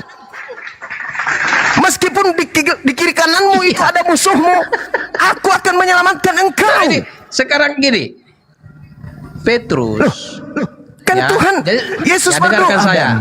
Oke, dengarkan saya dulu. Jadi ini narasinya Yesus menyatakan kepada murid-muridnya mengenai peristiwa bahwa dia akan disalibkan. Nah, dia sampaikan kepada murid-muridnya, tetapi ada salah satu murid yang keberatan dengan pernyataan itu. Namanya Petrus. Dia keberatan. Bersandar kepada kehendak Bapa kan? Oke. Keberatan. Nah, keberatannya Petrus itu Yesus menjelaskan bahwa keberatannya itu bersumber dari pikiran iblis. Iya, karena dia berpikir Yesus akan mati. Makanya Petrus iblis punya merasuki pikiran. Yudas. Karena pikiran iblis, Yesus harus mati. Pikiran tentara Romawi, Yesus harus mati. Pikiran ahli Taurat, Yesus harus mati. Itu pikiran Tuhan atau pikiran iblis? Oke, dengarkan saya dulu. Pikiran Petrus, pikiran Petrus adalah merespon apa yang disampaikan oleh Yesus. Pikiran iblis apa, Bang? Pikiran iblis Yesus harus mati. Pikiran Petrus, sebentar kita bahas konteks ini dulu. Pikiran Petrus ialah Petrus berpikir supaya apa yang telah disampaikan oleh Yesus mengenai bagaimana cara dia akan disalibkan, Petrus berpikir supaya hal itu jangan terjadi. Makanya Petrus berkata, Tuhan, kiranya Allah menjauhkan hal itu. Hal itu tuh hal yang mana? Penyaliban. Iya. Nah, berarti Petrus berpikir Yesus akan disalib. Nah, hal itu sekali-kali tak akan menimpa engkau. Jadi Petrus berpikir bahwa jangan sampai itu terjadi padamu. Karena Jangan dia sampai tidak terjadi ingin padamu. Jangan sampai terjadi padamu Tuhan. Tetapi si Yesus menyingkapkan, hai Petrus, yang kau pikirkan tuh sumbernya dari iblis. Ya betul. Sekarang begini. Orang yang menolak penyaliban Yesus sama pikirannya dengan Petrus. Untuk mengkonfirmasi itu sekarang begini. Iblis merasuki Yudas itu apa pikiran iblis? Apanya? Konfirmasi bagaimana? Iblis merasuki Yudas. Apa yang ada dalam niatan iblis? Oke, sekarang gini, saya pertegas lagi. Yesus menyampaikan. Pertanyaan saya tolong dijawab. Iblis merasuki Yudas, apa yang ada dalam pikiran iblis? Ya, kalau konteksnya, imam kepala mahkamah agama, orang ahli Taurat melakukan kesaksian palsu dan tipu muslihat, apa yang ada dalam pikiran mereka? Ya, mereka itu didorong oleh perilaku iblis. Nah, iblis memikirkan rencana apa? Yesus bisa? Oke, iblis bukan Yesus disalib, enggak. Jadi apa dan apa yang direncanakan iblis untuk Yesus? Oke. Apa? Iblis merencanakan, sebentar. Iblis merencanakan pembunuhan. Nah, sekarang apakah itu rencana Tuhan? Apanya? Membunuh bukan rencana Tuhan. Sudah. Ya, sudah. Membunuh bukan rencana Tuhan. Sudah. Tetapi berarti, penyaliban. Berarti. Penyaliban adalah rencana Tuhan. Bagaimana ceritanya pembunuhan penyaliban? Ya, harus bedakan itu, antara Pak Pastor. Enggak segini. Pak Pastor dengarkan. Harus penyaliban antara, itu, saudara. Penyaliban itu hukuman atau berkat? Apanya? Penyaliban. Hukuman. Hukuman. Apakah Tuhan ingin menghukum Yesus? Yesus datang untuk dihukum memang. Di mana dalilnya? Matius 1 ayat 21. Matius 1 ayat 21. Ya jelas. Engkau yang akan saya memberi minta nama sebentar. dalilnya. Ya, yang saya minta dalilnya. Matius 1 ayat 20. Yesus datang itu bukan untuk dihukum. Yesus datang untuk didengar. Begitu besar kasih karunia Tuhan akan dunia ini. Oke, saudaraku dengar saya jawab. Aduh, parah ini. Matius Anda mengatakan 20. bahwa iblis berpikir, berpikir untuk membunuh Yesus. Apakah Tuhan juga berpikir untuk membunuh Yesus? Tidak, kata Anda. Narasi saudara digugurkan oleh pernyataan Yesus. Apa narasi Yesus? 28. Silakan. Sama seperti anak manusia datang bukan untuk dilayani, melainkan untuk melayani dan memberikan nyawanya.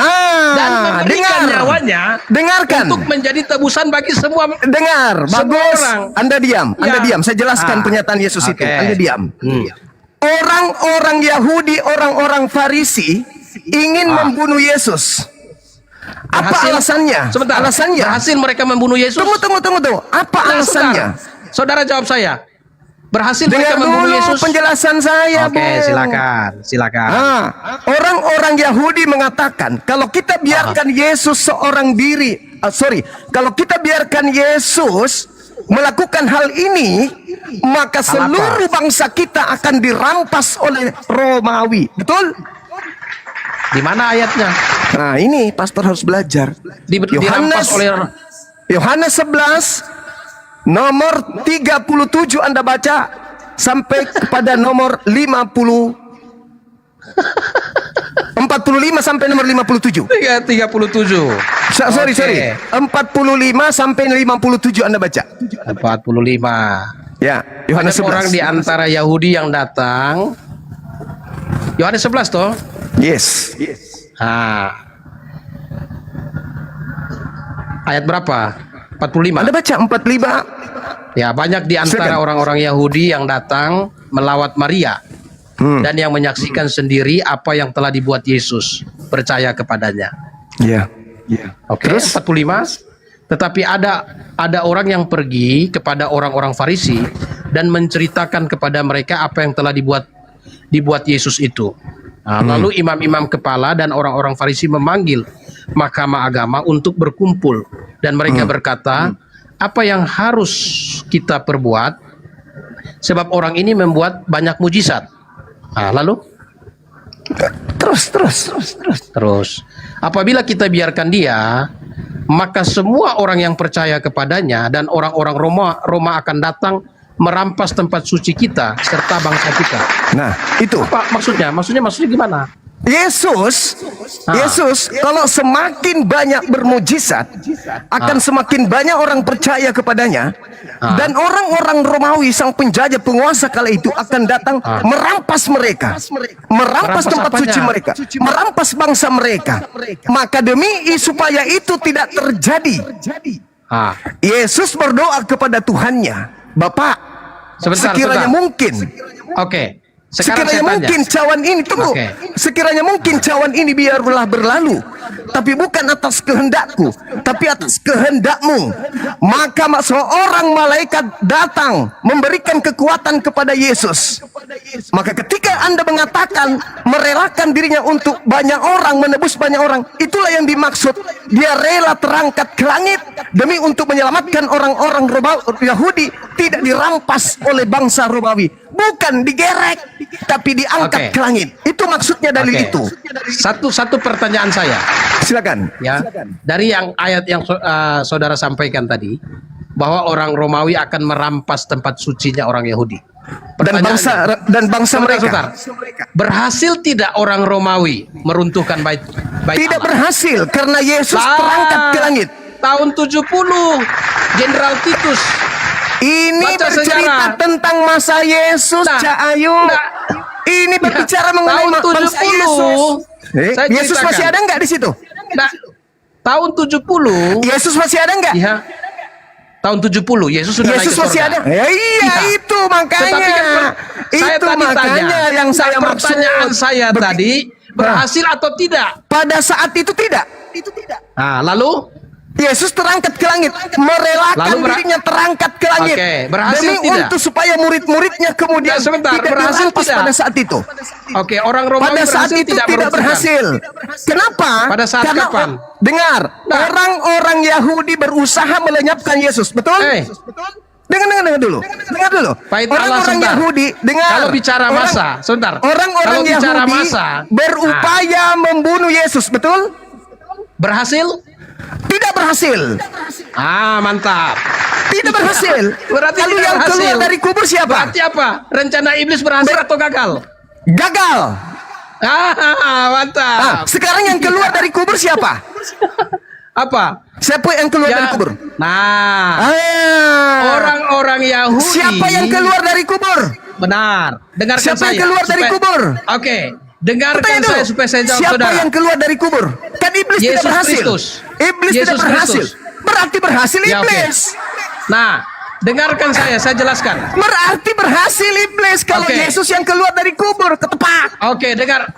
Saudaraku lebih tenang. Tenang, kasih saya waktu. Jadi gini, Yesus pada waktu dibawa ke salib, Kalau dia dibawa ke salib, sebentar, berarti berhasil iblis. Udah, Pastor. dibawa ke salib. Udah, Pastor. Habis ini kita lanjut untuk lagi. tuntutan mati. Sebentar, dituntut untuk tuntutan hukuman mati. Mereka ingin membunuh Yesus, tapi tidak berhasil. Lalu Yesus tidak berhasil. apa? Yesus Berarti menyerahkan bukan dia yang nyawanya disalib. kepada Bapa. Yesus berkata, Bapa, ke dalam tanganmu kuserahkan nyawaku. Bapak mau nggak? Yesus menyampaikan menggenapi apa yang Bapak disampaikan mau dalam nggak? Matius 20 ayat Bapak 28. mau nggak? Bapak mau nggak Yesus dibunuh?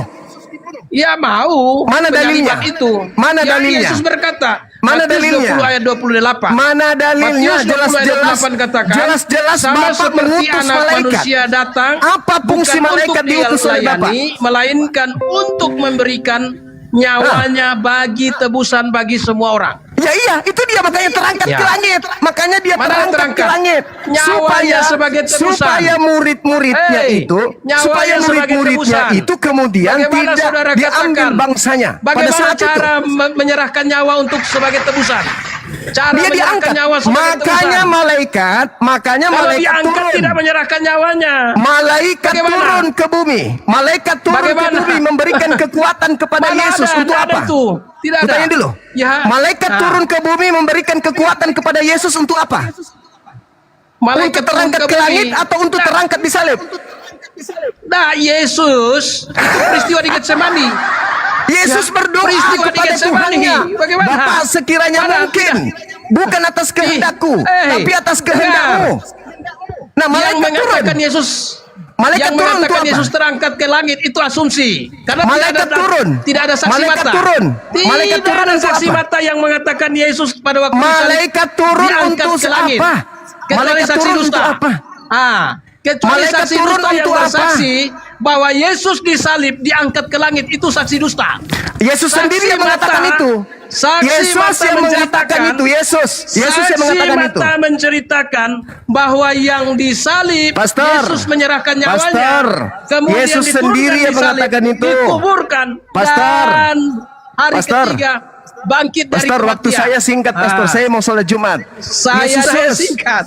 Anda tidak mau mendengarkan Saudara saya tidak soalnya punya karena Anda sudah saksi. kalah. Saudara tidak Anda punya saksi. sudah kalah. Yang Anda sudah mengatakan kalah. Anda bahwa tidak membiarkan disalib saya Yesus berbicara. naik ke surga, itu saksi Anda dusta. sudah kalah. Karena saksi Anda mata tidak membiarkan saya mengatakan bicara. bahwa Anda Yesus sudah yang disalibkan menyerahkan Yesus sendiri nyawanya. mengatakan, "Aku tidak Lalu akan mati." Yesus berkata, Anda "Telestai." ini sedang mewakili setan Telestai. yang menginginkan Yesus Kemudian mati. Yesus yang disalib Anda sama oleh Yusuf seperti Arimatea, setan yang menginginkan yang Yesus disalib harus oleh Yusuf mati. Arimatea, Sekarang diminta- permasalahannya adalah diminta apakah untuk Yesus dikuburkan berhasil dibunuh dalam oleh kuburan setan? yang Tidak baru. berhasil. Dan itu Tapi Anda disaksikan oleh menginginkan murid-muridnya. keberhasilan itu terjadi. Dan pada hari gitu. ketiga dia bangkit Oke, dari kubur. Pak Pastor. Dia Oke, Pak bangkit dari Pastor. kubur.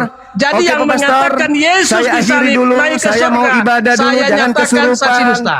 Jangan kesurupan, Pak Lakukan Pastor. kesurupan. Jangan kesurupan. Nah, saya tidak Jangan kesurupan. Saya Hanya harus saya ibadah memberitahu dulu. saudara yang Saya harus ibadah memberikan dulu. kesaksian.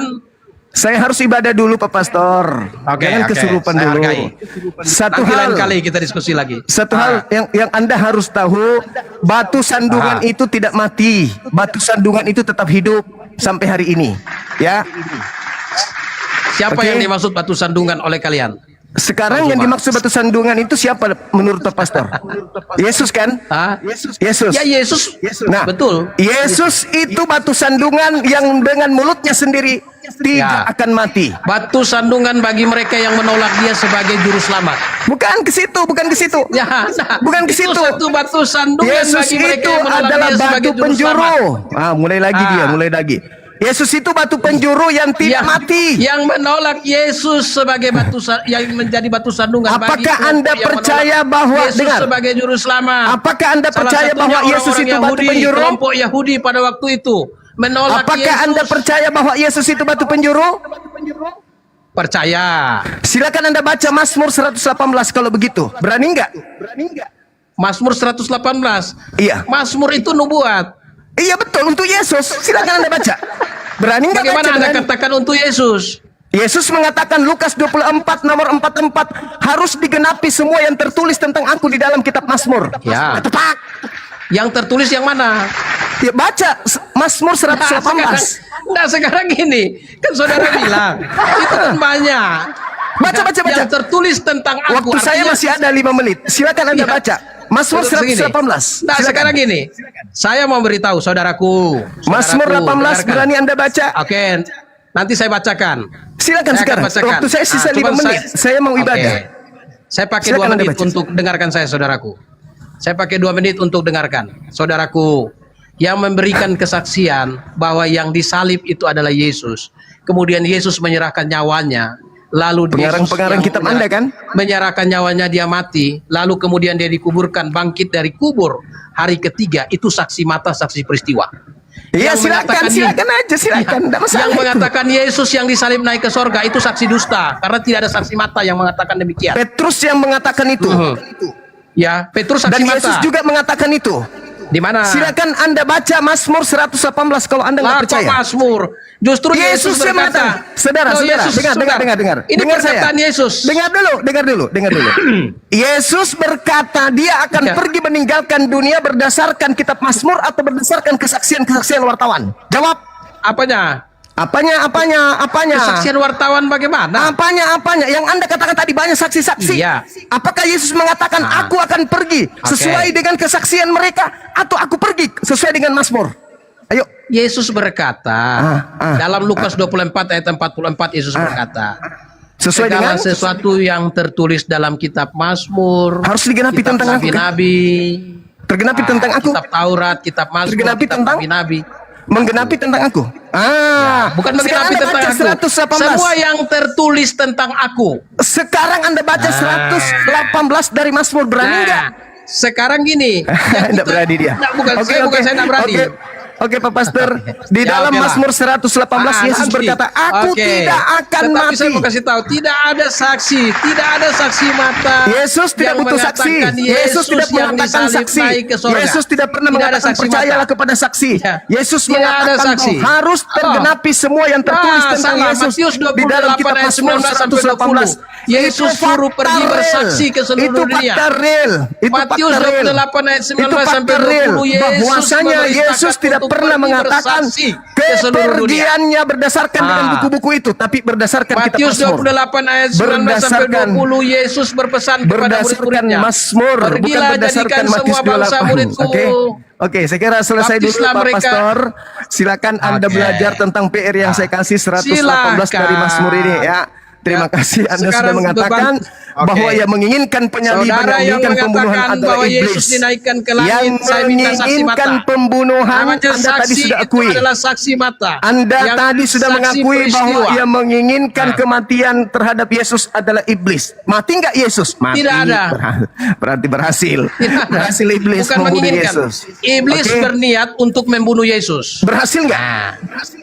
Tidak berhasil. Berarti yang keluar dari kubur siapa? Mengapa? Mengapa tidak berhasil? Udah. Bukan ke situ. Oke. Jawabannya mengapa? Oke, saudara. Oke. Mengapa? Saya Karena pamit dulu, saya Yesus mau ibadah. menyerahkan Makasih ya. nyawanya pada Thank waktu you, Pak disalib. Pastor. Oke, Thank you. sama-sama. Ya, Silakan, oke. makasih. Ya, Saya pamit terima dulu, kasih ibadah juga. dulu. Ya, Thank you. Silakan, lanjut. Oke, jadi mantap. Dan dari sini saja sudah kelihatan saksi mata, saksi peristiwa. Yesus bicara tentang bagaimana dia akan disalibkan. Itu udah 2 kali dia nyatakan pernyataan itu. Ya. Matius 16 ayat 21 sampai 23. Kemudian Matius 20 ya ayat 17 sampai 19. Ketika Yesus akan pergi ke Yerusalem, ia memanggil ke-12 muridnya tersendiri dan berkata kepada mereka di tengah jalan, sekarang kita pergi ke Yerusalem dan anak manusia akan diserahkan kepada imam-imam kepala dan ahli-ahli Taurat. Ya, dan ahli-ahli Taurat, dan mereka akan menjatuhi dia hukuman mati. Ya, menjatuhi dia hukuman mati, dan mereka akan menyerahkan dia kepada bangsa-bangsa yang tidak mengenal Allah. Ya, supaya ia diolok-olok, disesah, disalibkan, dan pada hari yang ketiga dibangkitkan dari antara orang mati. Jadi Yesus ngomong, Yesus menyampaikan, ya, makanya murid-murid itu menjadi saksi mata, menjadi saksi peristiwa mengenai apa yang disampaikan oleh Yesus. Adalah saksi mata, saksi peristiwa apa yang disampaikan Yesus. Murid-murid menyaksikan bahwa Yesus itu disalibkan. Ya, dia disalibkan. Disalibkan. Orang-orang Yahudi sudah sejak lama ingin membunuh Yesus. Orang Yahudi sudah sejak lama ingin membunuh Yesus. Bahkan Herodes pada waktu Yesus dilahirkan di Bethlehem, Herodes berikhtiar untuk membunuh Yesus. Tapi niatan Herodes tidak tercapai. Kenapa? Ya, karena apa yang diniatkan oleh Herodes belum genap waktunya. Belum genap waktunya rencana Allah untuk melaksanakan apa yang dinubuatkan. Nah, orang-orang Yahudi berikhtiar untuk membunuh Yesus. Membunuh itu adalah tindakan ya yang didalangi oleh iblis. Membunuh. Tapi apakah niatan orang Yahudi berhasil? Tidak berhasil. Yesus berkata dalam Matius 20 ayat yang ke-28, dia menyerahkan nyawanya untuk tebusan bagi semua manusia. Menyerahkan nyawanya. Kepada siapa Yesus menyerahkan nyawanya? Yesus menyerahkan nyawanya kepada Bapa. Bapa, ke dalam tanganku kuserahkan nyawaku. Lalu kemudian dia berkata, telestai. Telestai itu kata tete telestai. Tete telestai. Itu dipakai di dalam kebudayaan Yunani. Ya, yang berhubungan dengan apa? Penebusan. Selesai penebusan. Selesai semua tuntutan hukuman. Tete telestai. Selesai. Kemudian Yesus yang disalibkan itu. Dia disalibkan ketika dia sudah selesai menyerahkan nyawanya. Ya, menyerahkan nyawanya. Mati dalam keadaan manusia. Yesus mati dalam keadaan manusia. Lalu murid-muridnya datang. Ya, Yusuf Arimatea sebagai saksi meminta supaya mayat Yesus dibawa ke dalam kubur. Disaksikan murid-murid, lalu dikubur. Kuburnya disegel dengan segel Romawi. Ya, distempel kuburnya dengan stempel bangsa Romawi. Distempel, saksi mata. Tapi pada hari ketiga Yesus bangkit. Saksi mata, saksi peristiwa, saksi dusta yang mengatakan Yesus yang disalib itu naik ke sorga. Itu saksi dusta. Mengapa? Karena dia tidak punya saksi mata selain daripada dia ngarang. Nah, selain daripada dia ngarang. Saksi mata, bahkan rasul-rasul yang menjadi saksi mata berani memberi kesaksian. Rasul-rasul yang menjadi saksi mata berani memberi kesaksian. Kesaksian mereka lebih tinggi daripada nyawa mereka. Sehingga dengan kesaksian mereka, mereka rela mati untuk kesaksian mereka. Mereka memberi kesaksian tentang hal itu. Begitu. Jadi saya bilang teman-teman muslim, saya ingatkan teman-teman muslim, ketika teman-teman muslim mulai membahas Alkitab, lalu menjustifikasi ayat-ayat Alkitab, maka akan kelihatan ya kemampuan saudara menurun sama seperti anak kelas 2 SD. Saya yang katakan. Ya, masa narasi Yesus dan Petrus saudara tidak bisa tangkap? Matius 16 ayat 21 ini narasi. Ya, narasi dari penceritaan ini sudah jelas. Yesus menyatakan bukan hanya 1 kali, 2 kali di depan murid-muridnya. Bahkan berkali-kali menyatakan tentang tujuan kedatangannya. Maka murid-muridnya itu saksi.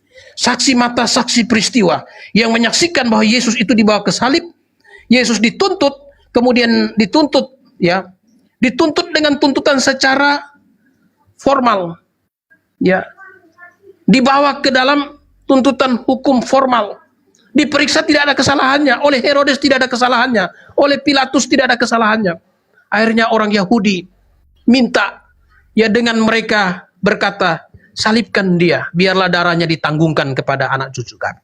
Karena mereka niat ingin membunuh Yesus, tapi tidak berhasil. Kenapa? Karena Yesus disalib, tidak dibunuh oleh bangsa Romawi, tidak dibunuh oleh, ya, tidak dibunuh oleh imam-imam kepala, tapi Yesus di kayu salib. Di dalam Injil Lukas pasal 23, Yesus berkata, Lukas pasal 23, Yesus menyerahkan nyawanya ke dalam tangan Bapa. Lukas 23 ayat 46. Lalu Yesus berseru dengan suara nyaring, "Ya Bapa, ke dalam tanganmu kuserahkan nyawaku." Dan sesudah berkata demikian, ia menyerahkan nyawanya. Sesuai apa yang disampaikan oleh Yesus dalam Matius 20 ayat 28. Anak manusia datang bukan untuk dilayani, tetapi untuk melayani. Anak manusia datang untuk menyerahkan nyawanya sebagai tebusan bagi semua orang. Digenapi. Ya, digenapi. Kemudian saksi mata menyaksikan. Dia diturunkan dari salib, lalu dimasukkan ke dalam kubur. Lalu kuburnya disegel dengan segel bangsa Romawi. Dijaga oleh prajurit Romawi. Dijaga oleh prajurit Romawi. Dan hari ketiga Yesus bangkit dari kematian. Yesus bangkit dari kematian. Ya, Yesus bangkit. Disaksikan saksi mata oleh rasul-rasul, menceritakan tentang peristiwa bagaimana Yesus disalibkan, bagaimana Yesus bangkit. Di dalam surat 1 Petrus pasal 2 ayat 24 dikatakan, ya, 1 Petrus pasal 2 ayat 24, Petrus memberikan kesaksian bahwa betul Yesus disalib. Ya, ia sendiri telah memikul dosa kita di dalam tubuhnya di kayu salib, supaya kita yang telah mati terhadap dosa hidup untuk kebenaran. Oleh bilur-bilurnya kita telah sembuh. Ya, dalam 1 Petrus 3 ayat yang ke-18, Yesus mati di salib. Yesus mati. Ya, Yesus bangkit dari kematian. Ini saksi mata. Saksi mata. Ya, saksi mata, saksi peristiwa, memberikan kesaksian tentang peristiwa kematian, kebangkitan Yesus Kristus.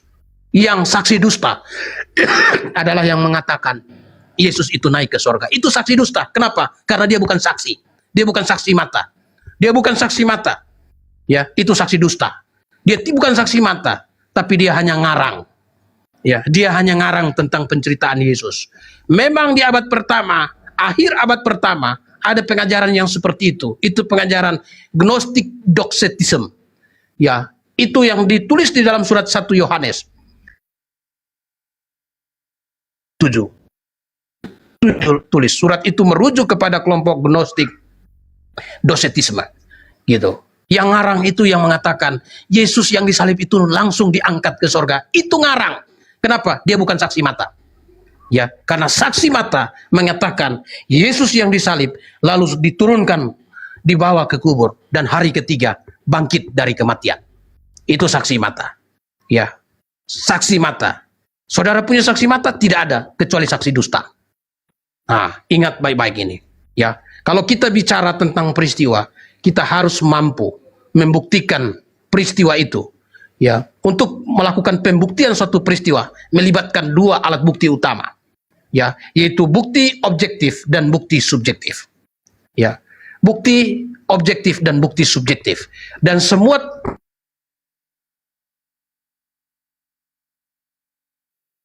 penyaliban Yesus, Yesus mati, disalib, lalu kemudian dikubur, bangkit hari ketiga, itu memenuhi standar ini. Punya saksi subjektif, para saksi mata. Saksi mata menyaksikan. Standar objektif, nama tempat, nama lokasi masih ada sampai hari ini. Bukan kisah mitos, bukan kisah dongeng. Makanya saya tegaskan sekali lagi, yang mengatakan Yesus disalib, diangkat ke sorga, itu adalah yang bersaksi tentang itu, saksi dusta. Mengapa? Karena dia tidak punya saksi mata. Karena saksi mata menceritakan hal itu. Ya, jadi saudara, bertobatlah dari kesaksian dusta saudara. Ya, karena apa? Bapak dari segala dusta adalah iblis. Bertobatlah dan terimalah Yesus sebagai Tuhan dan Juru Selamat. Yesus datang menyerahkan nyawanya, tebusan bagi semua orang. Jalan keselamatan dibukakan bagi semua orang. Siapapun yang menerima Yesus sebagai Tuhan dan Juru Selamat, menerima Yesus sebagai Tuhan dan Juru Selamat, maka dia akan diselamatkan. Ya, dia akan diselamatkan. Caranya bagaimana? Dia harus bertobat, menerima Injil. Menerima Injil. Injil itu apa? Kabar baik. Kabar baik tentang apa? Kabar baik tentang kedatangan Juru Selamat yang datang ke dunia, menyerahkan nyawanya sebagai tebusan bagi dosa manusia. Menyerahkan nyawanya bagi tebusan bagi dosa manusia di kayu salib dengan cara dia disalibkan, dia menggantikan penghukuman dosa. Harusnya manusia yang dihukum, tapi Yesus mengambil penghukuman dosa itu sehingga manusia yang berdosa dibenarkan, disucikan. Pada waktu dia bertobat, percaya kepada Yesus sebagai Tuhan dan Juru Selamat. Waktu seseorang bertobat, percaya Yesus sebagai Tuhan dan Juru Selamat, Roh Kudus tinggal di dalam hatinya. Roh Kudus tinggal di dalam hatinya. Silakan saudara mau uji data apa? Data apa? Karena apa? Alkitab lengkap, punya saksi mata, saksi peristiwa. Kalau yang bersaksi kepada saudara bahwa Yesus disalib naik ke sorga, itu saksi dusta. Kenapa? Dia bukan saksi mata. Dia bukan saksi mata. Terima kasih, saya harus melakukan tugas saya. 1 menit lagi jam 12 di Kupang. Salam sejahtera, salam sehat untuk kita semua. Ya, diskusi saya dengan saudara saya Zuma sudah berapa kali kami diskusi, mulai dari masalah Paulus hari ini sampai kepada masalah Yesus Kristus. Ya, saya menghargai dia. Saya menghargai dia. Ya, diskusi awal mula bagus. Diskusinya awal mula kita bagus diskusinya. Tapi kemudian TikTokan, ya silahkan. Ya, diskusinya. Maka saya bilang, kalau pakai moderator, diskusi offline, bisa kelihatan. Mana yang memberitakan kebenaran, mana yang mengarang untuk pembenaran. Ingat baik-baik. Mana yang menyampaikan kebenaran, mana yang mengarang untuk pembenaran. Ya, itu jelas. Bagaimana dia bisa memisahkan kesel Petrus, rasul-rasul yang lain. Ya, memisahkan Paulus. Paulus diterima oleh Petrus, diterima oleh Yesus Kristus. Yesus menyatakan Petrus adalah rasulnya, rasul Yesus Kristus. Ya, kalau yang lain ngaku-ngaku rasul, tapi Yesus Kristus tidak pernah mengakuinya sebagai rasul. Ingat itu. Ya, salam sejahtera, salam sehat. Perjuangkan kebenaran dengan hati nurani yang murni, dengan akal sehat. Jangan hanya terima framing, tapi selidiki dengan baik. Sebenarnya saya punya banyak pertanyaan yang berhubungan dengan Al-Quran. Karena saya sudah membaca Al-Quran, ya, beberapa poin sudah saya catat, ya. Dari apa yang disampaikan oleh teman-teman apologet Islam Indonesia, ada pertanyaan yang saya sampaikan. Karena narasi-narasi mereka